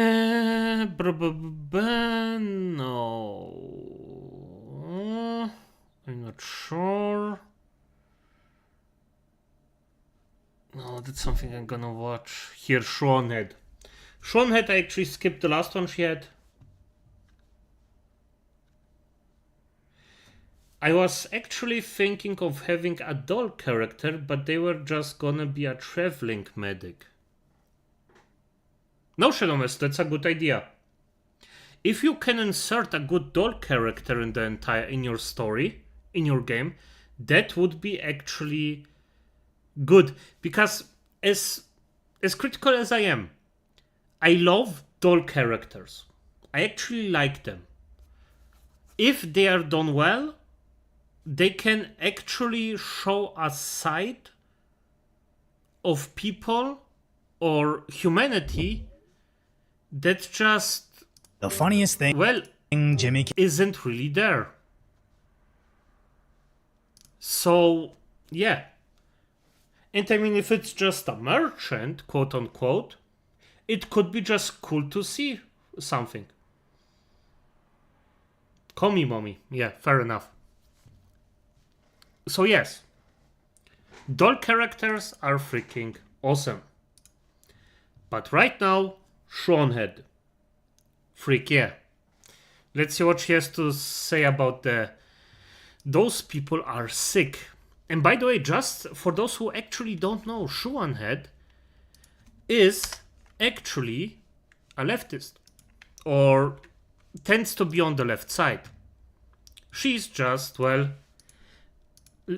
let's be just on part here. She behaves like a normal human being. That's why people actually like her and nonetheless watch her and support her no matter what. So yeah. What are you buying? What you are selling? Okay, that's a different story. On September 10th, Charlie Kirk... For YouTube people, just ignore that, the last one. And yes, September 10th. ...was giving a talk at Utah Valley University. And out of nowhere, he was dead, live, in front of a bunch of college kids, in front of his wife and his 2 children. Yep. And I don't think the country is ever going to be the same. Not only because of this horrific tragedy, but because of everything that followed. The dark, disturbing realization that we may not be on the same page as our coworkers, classmates, friends, neighbors, doctors, when it comes to the issue of murder. I was crashing out on Twitter a few days ago, just stream of consciousness posting about it, with run-on sentences and everything. 4 days later, I have a clearer head, but I still feel the exact same way. So we are going to talk about what happened, we're going to talk about the aftermath, and then we're going to get a little personal, because frankly, I don't see the country the same anymore, and I know a lot of you feel the exact same way, so we're going to talk about it after we talk about everything else. Charlie Kirk was... Yes, and I understand her feelings right here. And you can just hear her in her voice, like from a normal human being's reaction. How a normal, thinking, sympathetic human being should actually sound, basically. Not a healthcare CEO, he was not a powerful politician. And let me be 100% clear, I'm not saying this to say that it's okay when those people are murdered. My point is that those are positions of power that most people cannot relate to. Like, the average person is just so far removed from that world. But I think what happened to Charlie is hitting differently because, like I said on Twitter, he was just a f***ing guy. He was a f***ing podcaster. He was a guy who talked about politics. He was a guy who had conservative beliefs. Not everyone knows a billionaire CEO or a powerful politician, but they do know somebody with conservative beliefs. They know somebody who holds some or many of Charlie Kirk's opinions. Because despite what people in their little bubble believe, his core ideology and what he believed is the same shit like your conservative boomer uncle on Facebook posts. You can only disagree with this if you are unfamiliar with Charlie Kirk, or you are unfamiliar with the many different branches and different ideologies of the right wing. Now, don't get me wrong, Charlie Kirk had many bad takes over the years. Like, for example, the 2 most popular quotes I see people posting are the one where he advocated for stoning gays and black women are too stupid to be pilots. But guess what? Both those things, the 2 most popular quotes people are posting to justify this guy being murdered, are out of context. But idiots like Stephen King ran with it, then later had to apologize for spreading misinformation about a dead man. Exactly. And by the way, I am actually against some things that Charlie Kirk said. I disagree on some points extremely heavily with this guy. But nonetheless, no, not the way this played out. Not like this. Come on. Let's be like, if a freaking... I am basically... let's just say it like this. Acolytes, just so you know, this is a slice of life of mine. The Smiling Lich character was actually born after, like, in my school time. Because I am a person who can make hard decisions, and if I need to throw away my heart for this moment, and if I had to be unhuman in this moment, if I had to make a hard decision, I always would freaking do it, no matter what. No matter the consequences, I was basically undead in these cases. I didn't show emotion, I just ran on pure logic and what's best. I was called a monster and hid behind a smiling mask. And that's how the freaking thing, like the entire Smiling Lich character actually came to be, and how the entire life story of mine, like, more or less was. I'm not gonna go into detail, but this is how this entire thing went out. And I am a heartless bastard at times. But even I understand. You cannot do this. This is bollocks. You have a human being that died and just tried to do his best He tried to do everything good he could. He maximized something good. He didn't wish anyone death. He didn't wish anyone even something bad. And even if I disagreed with him, this is something you just have to respect and show compassion to, no matter what.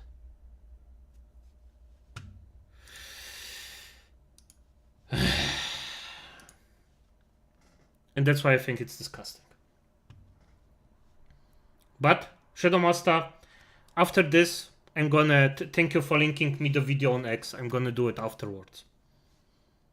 People will build a straw man of you in their minds. They get so fucking mad about it that they celebrate the real you dying. Horrifying. But more importantly, even if everything was in context, who cares? Oh, he said this. Oh, he said this.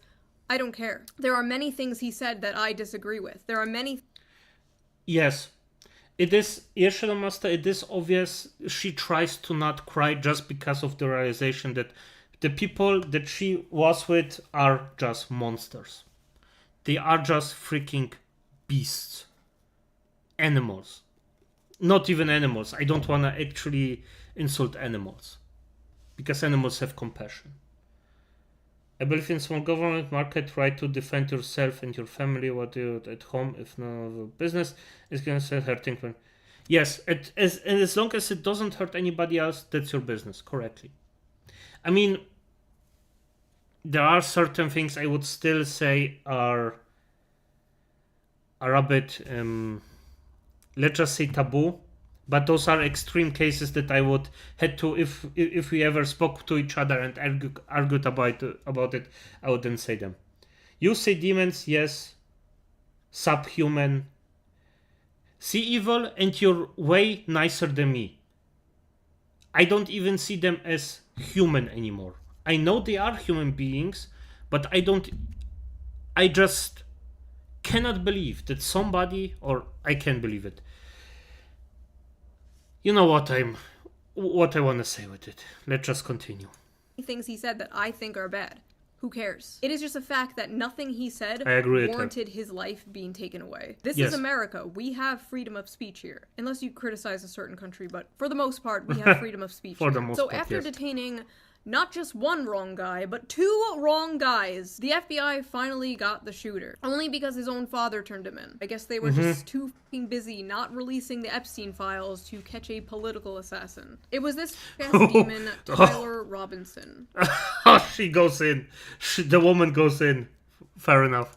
22 years old, another irony-poisoned Reddit shooter who wrote a bunch of memes on the bullets, including "Hey fascist catch" and notices bulges, capital OWO. What's this question mark? Ooh, well. And let's not forget the Helldivers, Colin. I fucking hate it here. A lot of people were saying that the shooter was a groiper, which is a far-right fan of the streamer Nick Fuentes, and I have no fucking idea where that came from. I'm gonna be so honest, I have seen no actual proof of this. And it doesn't make sense because someone further right than Charlie Kirk wouldn't call Charlie Kirk a fascist, and they wouldn't say he was hateful. Their proof is that the shooter once dressed up like the Slav squat meme from 2012, and they... Get the fuck out, wy jebane kurwy. Let my freaking Slavic features be... Just get the fuck out, kurwa. In Poland this wouldn't have happened because... Let's just say something bad would happen to him. And, by the way, in Poland, they don't have this problem. Outstanding, isn't it? If you treat animals like animals or criminals like criminals, shit doesn't happen like this. Yeah. They also found a separate meme of Pepe the Frog dressed like the Slav squat meme. Therefore, the shooter is a groiper. That is like seeing a photo of the shooter dressed like a clown. What? A great... Get... F every single one of them. And then seeing this image of Pepe the Frog dressed like a clown and then being like groiper confirmed. What is the connection? The shooter didn't even post the Pepe image. Like, where did the Pepe even come from? Just a bunch of liberal boomers not understanding memes. The other thing I saw was the shooter had Republican parents, and therefore the shooter must be Republican, which is just funny because we all see what these people say about their Republican parents every Thanksgiving. But I guess we'll see. It's September 14th when I am recording this, so maybe more things will come out. Editor Shu here, more things came out. Definitely not a groiper. At the end of the day, he could have every single one of my or your opinions. It ultimately doesn't matter. One person may have pulled the trigger, but then we saw the reaction of many. We think that Charlie Kirk just got shot in the neck. Hey, ooh, ah. I'm not saying she deserved it, but I'm saying God's timing is always right. Yo, they got Charlie Kirk, bro. I've never been happier. Never believe the reason I'm smiling. And it has nothing to do with Charlie Kirk. Nothing to do with... I would say pour one out for Kirky boy, but I don't waste good beer on little bitches. Rest in peace, bozo! Charlie Kirk just got put down like a fucking dog in Utah. I do not. And those animals. Those fucked up animals. Hello, Tekloni. Just because you ask how I'm doing, right now I'm heated up. Just saying. Otherwise good, thank you. I need to calm down. And I will not ever feel bad when bad people get what the fuck they deserve. I just heard that someone shot Charlie Kirk? Thoughts and prayers. Oh no, someone shot Charlie Kirk. Look, I don't know who needs to hear this today, but that's how you pick up a woman. Homie dead! Fuck your homie dead! Fuck your homie dead! He got shot in the neck! We got Charlie in the neck. We got Charlie in the neck.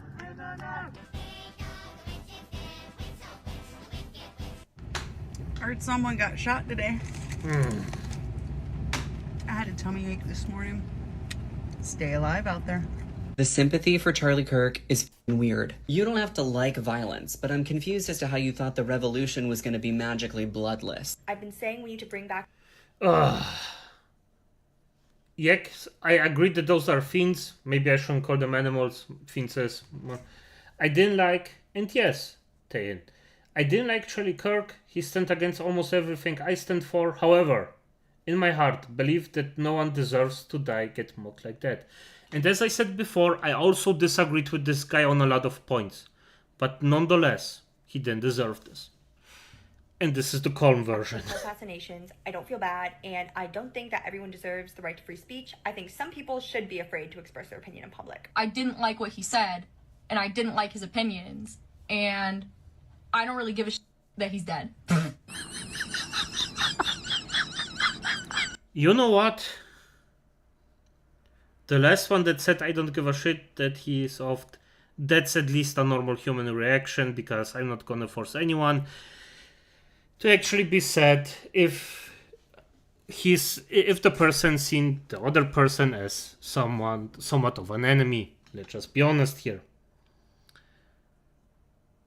So yeah. The laughing at it is they want a fight, but they said that they hate his guns, not a fight they want. No, they don't want a fight, they just want... You know, I was a butcher. And they see us as the product that you do afterwards. Or get afterwards. The best part of this whole goddamn thing is that he is not martyr material, so his death will mean nothing. It will activate no one.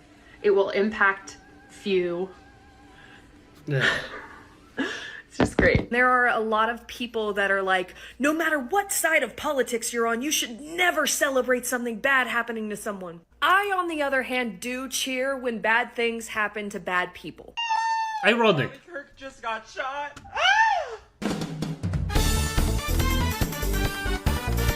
I saw the video before they even put out the confirmation. There was... Okay, just... It's enough. It's freaking...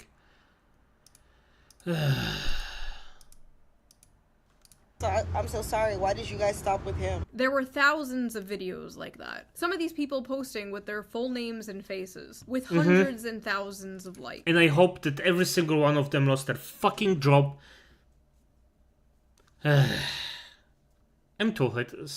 Thousands of Fair tweets enough. celebrating it with 500,000 likes. And it's important to remember that all of those likes are a real person. Millions of people in this country apparently believe the acceptable response to speech they don't like is murder. This wasn't just a bunch of fringe blue hair SJWs or whatever. They were teachers, professors, doctors, Yes. HR workers, That's the scary healthcare part. workers, nurses, pediatricians, people who work with kids, people's classmates, roommates. They are teachers showing our children the gory, horrifying video of Charlie's murder on repeat. The hippy-dippy "in this house we believe" shitlib mask was ripped off, and underneath was nothing but psychopathic bloodlust. I have seen people on the right celebrate the death of people they disagree with. I've seen it. I remember Heather Heyer in 2017. But I also remember the whole internet, left and right, coming together to disavow and mock the few dozen people from Stormfront who were celebrating her death. This is different. It's never been like this before. It's never been this much. It's never been this brazen. Normal people have to log into like an alternate Twitter account where they can post their more unorthodox opinions. And these people are out here full face, full name, like hell yeah, murder. I agree with her. And just because, acolytes, if I can, I'm gonna respond to this. Hello, stinky lich person, and this says a fish person. Ironic, isn't it? Huh? Eh? How about that? I can get a new body when I want. And my odor is lichy, not stinky. What? So sorry about that break. The smug, unearned confidence these people have to be openly sociopathic with their full name and face because they live under the pathetic delusion of being on the right side of history. I am so happy she says it. I am so happy. Yes, this delusion of being on the correct side of history. I just hope their kids don't suffer under their bad decisions. Let's just say it like this. No, they probably don't have kids, so... Needs to end. They will blame you for your death because words are violence. Words are violence, so them killing you is just self-defense. That's why they're using Kyle Rittenhouse as some kind of gotcha. Oh, if you don't condone political violence, why do you support Kyle Rittenhouse? They fundamentally don't see the difference between killing someone over speech and killing someone over self-defense, because these are the same things to them. Yes. Also, I'm going to be the one to point it out, because of course I am. I saw nobody else do it. Why are most of them women? Most of the people celebrating are women. Like, it's a good, like, 80-20 ratio all over the internet. What is going on, ladies? Basically, the whole country is shook because last year they realized how many people would celebrate the murder of a president, and this year they realized how many people would celebrate the murder of them. At the end of the day, this is all the inevitable conclusion of the punch a Nazi thing from like 2017. You guys remember that? We always knew it was a slippery slope. That's why we were against it. And they always say this dumb shit like, if you don't want to be called a Nazi, stop being a Nazi. Even a congressman from my state, New York, was like, oh, if you want to stop being called a fascist, you should stop being a fascist. Yeah, that's great, except you've called everyone and their mother a fascist and a Nazi. Yeah, those things just don't work these days anymore. It's basically... A Nazi is somebody who disagrees with the left. And a fascist is somebody who also disagrees with the left. So yeah, the meaning of those words are just... They just lost everything they had. Right now it's just a nothing. It's just nothing. Zero. Zilch. Nada. For the past like 15 years. And I see a lot of progressives in my audience like, Shoo, you're not like Charlie Kirk. You're not a fascist. Here are all the things I have been called Nazi, fascist, reactionary for over the last few years. Would you like to see? I have been making this list since 2023. Let's go. Let's just read this together real quick. Mocking/criticizing pop feminism. Believing adults can do whatever they want. Being pro-free speech. Being liberal. Talking to people I disagree with. Being friends with people I disagree with. Following people on Twitter I disagree with. Supporting Bernie Sanders. That one came from the right. Being registered independent.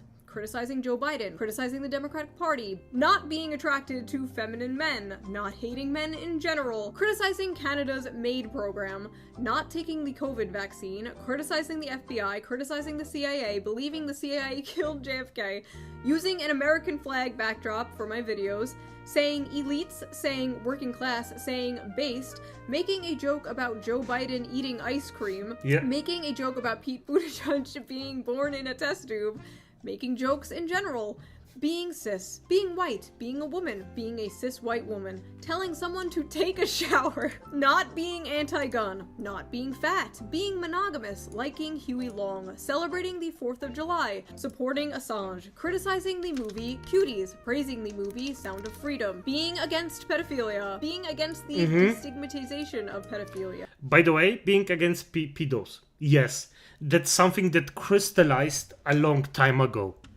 It's just disgusting.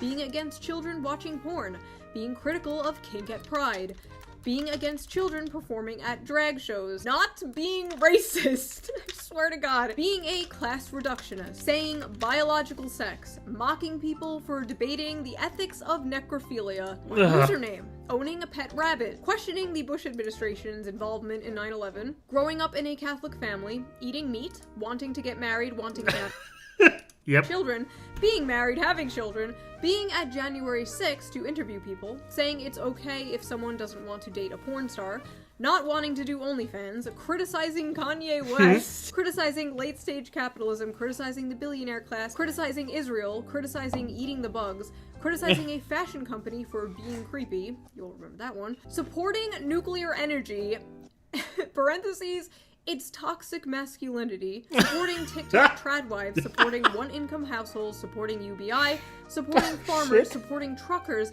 not celebrating October 7th, supporting Palestine, not liking brutalism, saying colorblind anti-racism was good, wanting to date someone who has a good relationship with their parents, not liking Indian food, saying men and women are different but complement each other, being followed by JD Vance on Twitter, saying Hillary Duff is cool, making fun of Reddit, and for Asmongold reacting to me, criticizing American imperialism, wearing a bow in my hair, liking VTubers, and now being anti-death. Charlie Kirk was a fucking Nazi. He was a fucking Nazi. And you know what kind of Nazi is the best Nazi? A dead one. I am a better person than you for celebrating the death of a Nazi. And actually it's... I just think we heard enough. Blair White. They don't kill you because you're a Nazi. They call you a Nazi so they can kill you. It's so accurate. Yes. This woman is so on point. Yes, it's dehumanizing. Yeah, I'm doing, by the way, the same thing, basically. But F this. Now, I'm going to talk about my personal feelings of the situation because I know a lot of you can relate. I know a lot of you have been feeling the exact same way.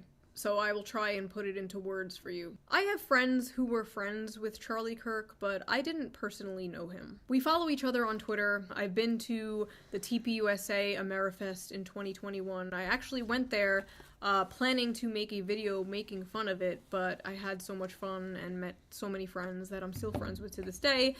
So that video never happened. I disagreed with him all the time. You can literally go to our Twitter interactions.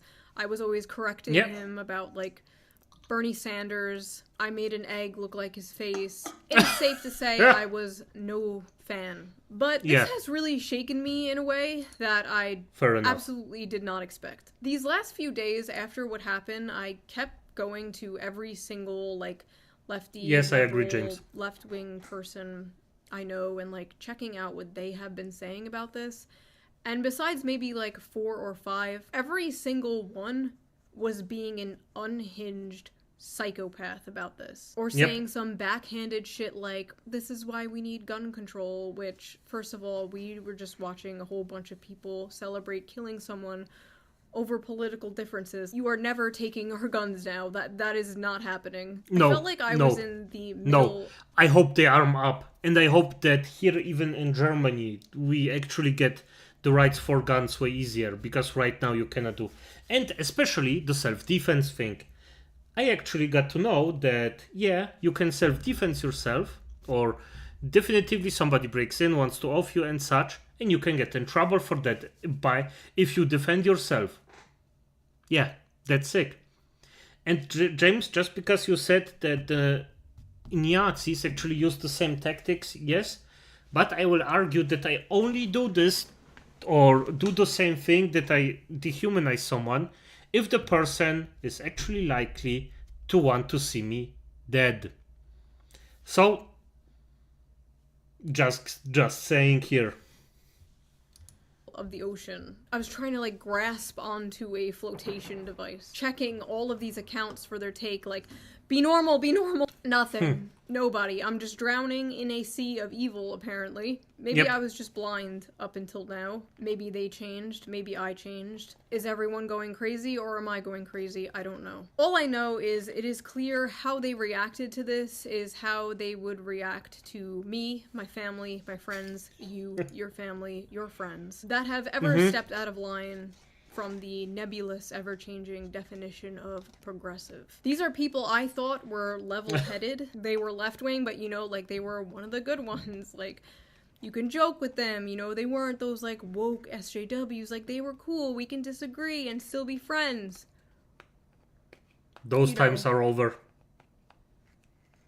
Your friend wouldn't celebrate you being murdered, of course.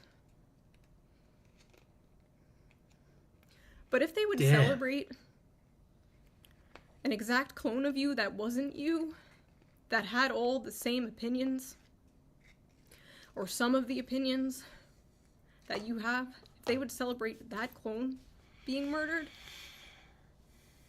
they're not your friend. I'm friends with people who are friends with Charlie, and I see how they are completely broken about this. Seeing them like this, and then at the same time my other friends posting shit like, "Rip bozo." It's just sick. It's just sick shit. Personally, I would rather live in a world full of Charlie Kirks who would sit down and debate than a world full of people who agree with me but would murder people who don't. Because if it's now normalized to just murder people who disagree with you politically, we don't have a society. Like, that's it. It's over. But some of these people in particular, like, why the f*** are you celebrating? You! They think you're a f***ing Nazi too. They'll make a nice compilation of all the hot takes you've had over the years and spread it around to justify your murder. Yep. You don't get it, do you? We are all Charlie Kirk. I have been doing this for 11 years. I have been harassed, doxxed, threatened, whatever, you name it, for 11 years by the left. And it hasn't moved me an inch because that's not how politics works. That's lunch table politics. I've talked about this before. People on your side being mean to you doesn't mean you overnight change your opinions on, like, healthcare. It doesn't work that way. I still have all my economic left opinions. I'm for strong social safety nets, workers' rights, unions, wealth caps, whatever. That has not changed. This is not me leaving the left because, frankly, I don't even know how to do that. This is me and many, many people looking around us at our so-called allies and realizing that even though we might share some, like, political opinions, we fundamentally do not have the same values or morals. And are we really allies if we agree on, like, taxes, but don't agree on the sanctity of human life? Yes. Exactly. I don't know. The way we view death now is just crazy. And I feel like a lot of that has to do with the desensitization, in part thanks to the internet. You used to have to go out of your way to see gore and stuff like that, and now you're just scrolling through Twitter and you see someone set on fire. Yes, that's one of the things. And by the way, even, let's just say, because she says it, if you would say the same things to a different human being in the face, the other human being could probably smack you. And you would learn that something like that is unacceptable. And you would learn why. At some point. Maybe not the moment that you got smacked. Maybe even that moment. But you would learn it. Or if someone gets stabbed on a train. And when someone like Charlie dies, it's not even real to people anymore. Like, it's like a movie or show. Oh, that character died? Good, I hated that character. Like, no, that was a real human being with a family and kids, actually. And that's the thing with American politics and stuff like that. They are so far for entertainment that things like that just don't seem real. And Tectoni, yes, it would be preferable to do a Yu-Gi-Oh! Duel than actually doing the things we do. Yes, we have a lot of people that never been punched in the face before. Yes, we have a lot of those, and sadly, yeah. Like, that was someone's son. The internet has turned real people into nothing but cartoon characters that disappear when you close an app. I remember for years people would be like, oh, when you have kids, you'll change your mind on XYZ, and I was like, no, that's not gonna happen, no. And they were right. Almost overnight, you stop being so selfish, nihilistic. You stop having utopian fantasies of wanting to live in a post-capitalist society. And all you want is for the world to be safe. For the world to be safe and normal. And all that matters is your family and your community. And then your country, and then the world, you know? But we can't save the world, you can't. But you can save the people around you. You can't say to these people who are celebrating this and justifying this, you can't say, what if that was your dad or your brother getting killed for their opinions, because they've already cut those people off. They've already cut those people off out of their lives. And posting videos and pictures of Charlie's wife and young kids will not move these people at all. Because they hate their lives. They hate their families. They are atomized bug people. They are the unfortunate product of modern society. And I feel bad for them. I do. I pity them and I wish I could help them. But I have bugman fatigue. And for the people who will come at me in a blind rage with a list of all of Charlie Kirk's, like, biggest hits to convince me that I should hate him and should not mourn him. If you thought what Charlie Kirk said is wrong, you could have debated him. He was one of the few people left willing to do that, and now he's gone. Charlie was a fan of free speech, but I'm worried whoever comes after Charlie won't be. Like, even from a political standpoint, not even a personal human standpoint, why are you celebrating, like, the most popular college Gen Z political pundit dying? Like, why are you celebrating him becoming a martyr? Say goodbye to that young male vote. All the liberal Joe Rogans in the world are not fixing this. I just hope for the sake of this country that political violence does not become normalized, does not become a thing. I really don't want to see that happen. I don't want to see retaliation. I don't want to see us fall into a civil war. I don't know. The bad news is it's going this way. I am not a fan of it, I just see it realistic. Maybe it's even necessary. But, yeah. Bollocks. I wish it won't happen, but sadly it goes that way. This has all been extremely blackpilling. I think I'm gonna take a break from politics. I don't know. I'm a YouTuber. Like, I'm not a political pundit, right? I'm not. My goal here, my purpose here is to entertain, is to make people laugh. That is what I'm going to do. That is what I will continue to do. The news cycle will move on. The world will move on. Charlie Kirk's kids won't move on. His daughter won't move on. His daughter does not have a dad anymore. And that fucking sucks. That sucks. I don't know what else to say. I love you guys. Thank you for listening to my crash out. If you're new here, my videos usually are not like this. They're actually nothing like this. They have music in the back. They're fun. They're goofy. Things are just not fun and goofy right now. Upbeat and nice. So yes, but hey, this is something that hit a lot of people, even not just in America, all around the world. I just hope that everyone who actually thinks that this is a positive thing, just don't. Just don't think that. Good, fair enough. Let's get this one out. Then, Shadow Master, you send me something.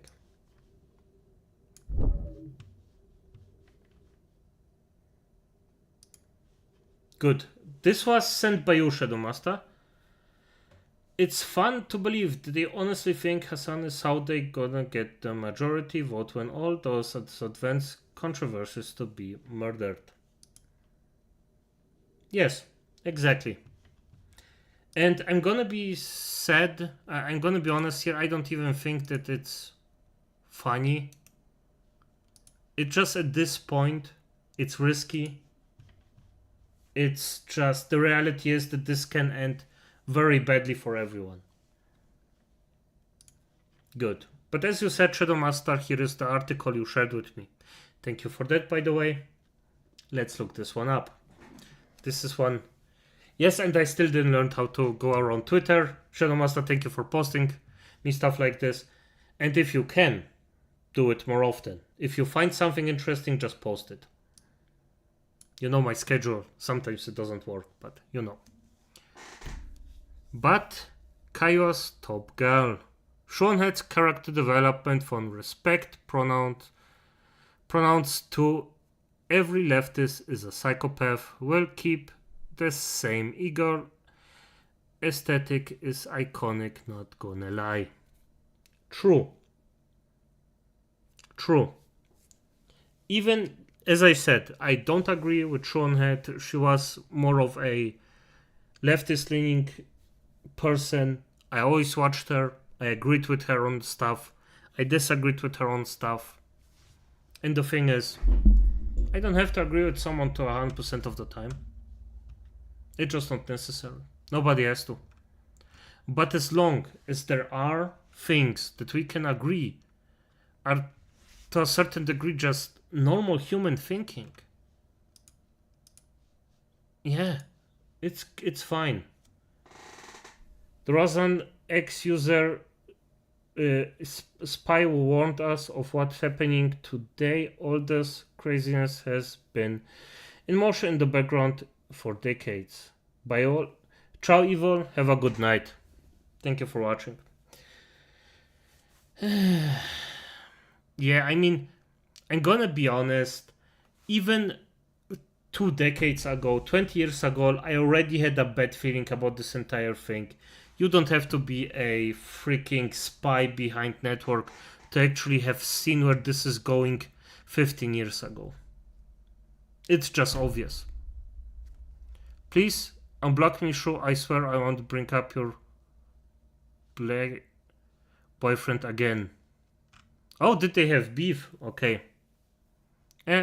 She stays mostly the same. The culture moved. I used to be supportive of trans people basically because I'm libertarian, but then they got crazy about it and realized my tolerance was being abused. My base beliefs didn't really change, but the practical consequences. Yes, good. This is exactly the thing that also happened with me. The base thing still stays. I still see human beings as human beings, but I also see that this entire thing gets abused to such a degree that it's just unhuman. Think he was talking about it back in the 60s. I mean, fair enough. It's just, I mean, it could also be a Nostradamus thing that he just was correct about something that, or he talked about something different, so, She still says she does not physically insane, just not physically insane, because of this.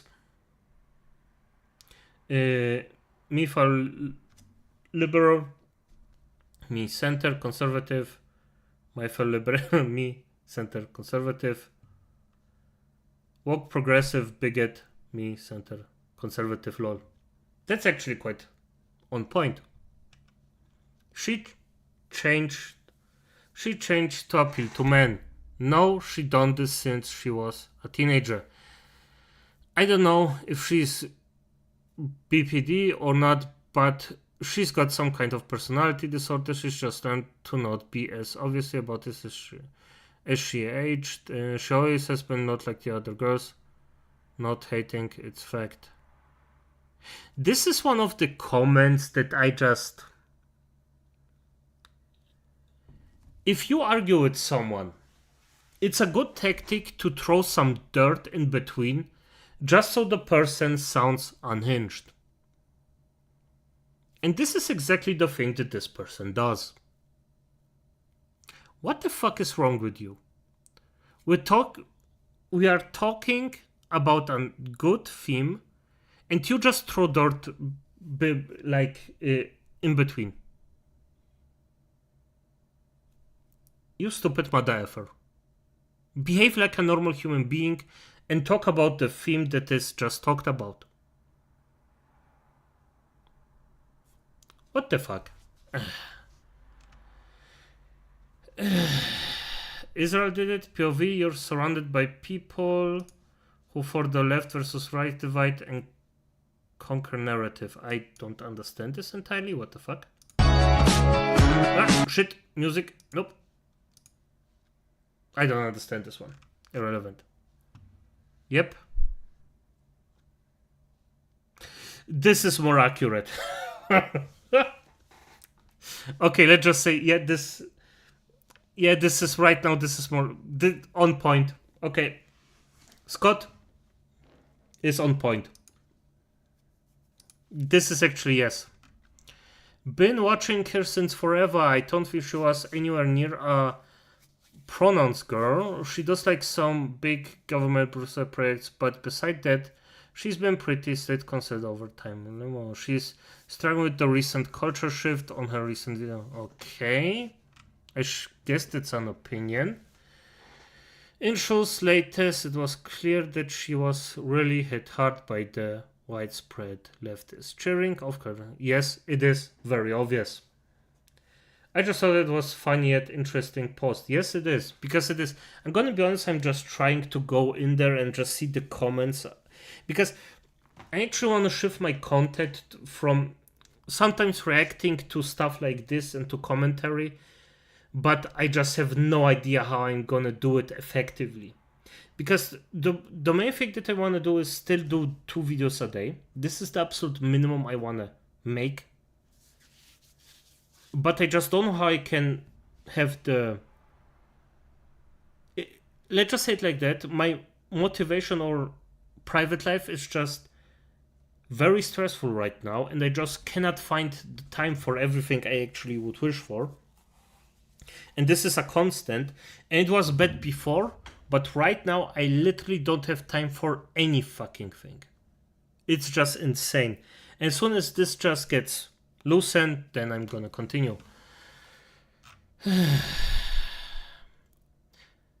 More precisely, by the cheering of the leftists out their friend group, and he realized that the cheering for some, yeah.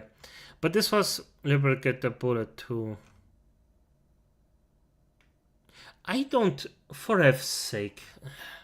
Yes, this is the victim mentality. Just get the fuck off. Get the fuck off here.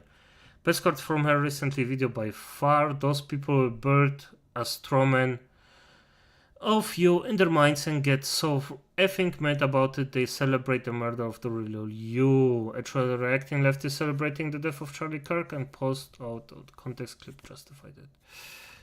The most based men still find rename followers at as apparently I don't have to say agree. The Shronehead character's arc has been fascinating.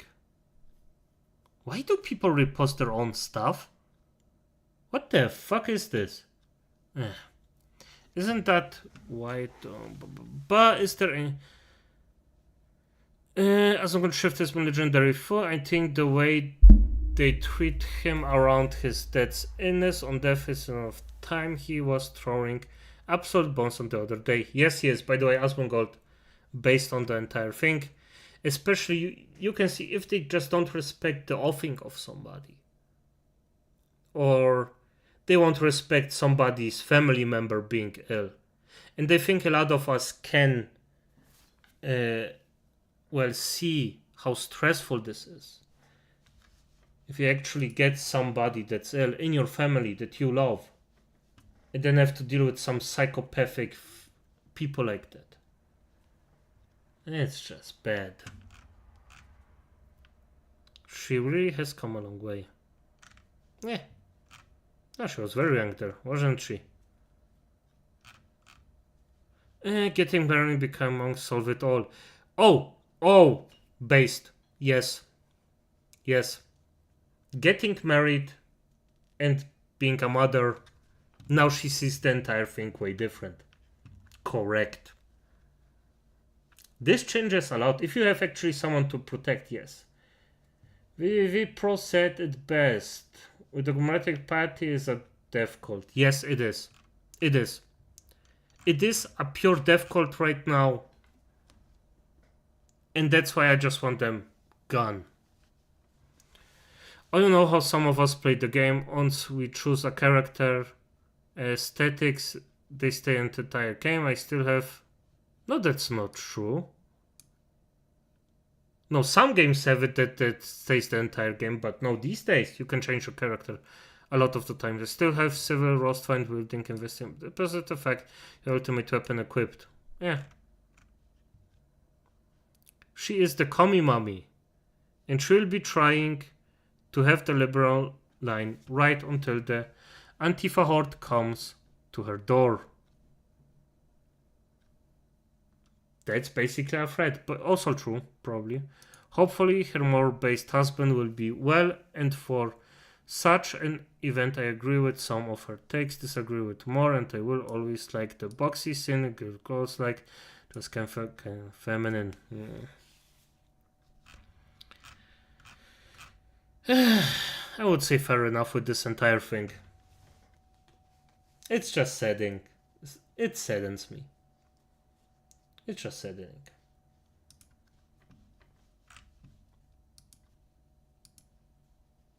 You know what?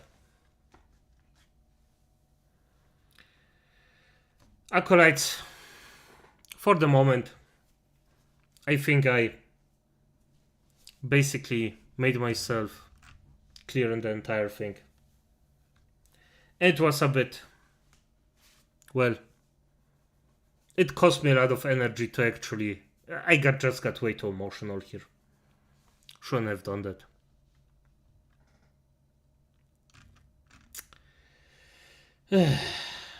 But I would say, as it is, thank you for watching. And Shadow Master again, thank you for everything you do for me. Or do, like, chats and stuff. Thank you. And as it is, good night, everyone. Yeah. Yes, Rev, I'm gonna make after I wake up, I make the Rev video tomorrow. Because I actually wanted to do those two, but right now, after all of this, I'm just kaput. Let's just say I'm just kaput.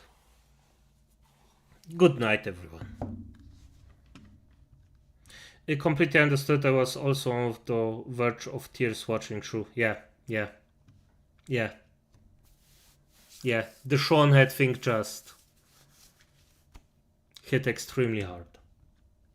If you see someone being so emotional, it's just, even for a cold-hearted bastard like me, it's just a lot. Good night.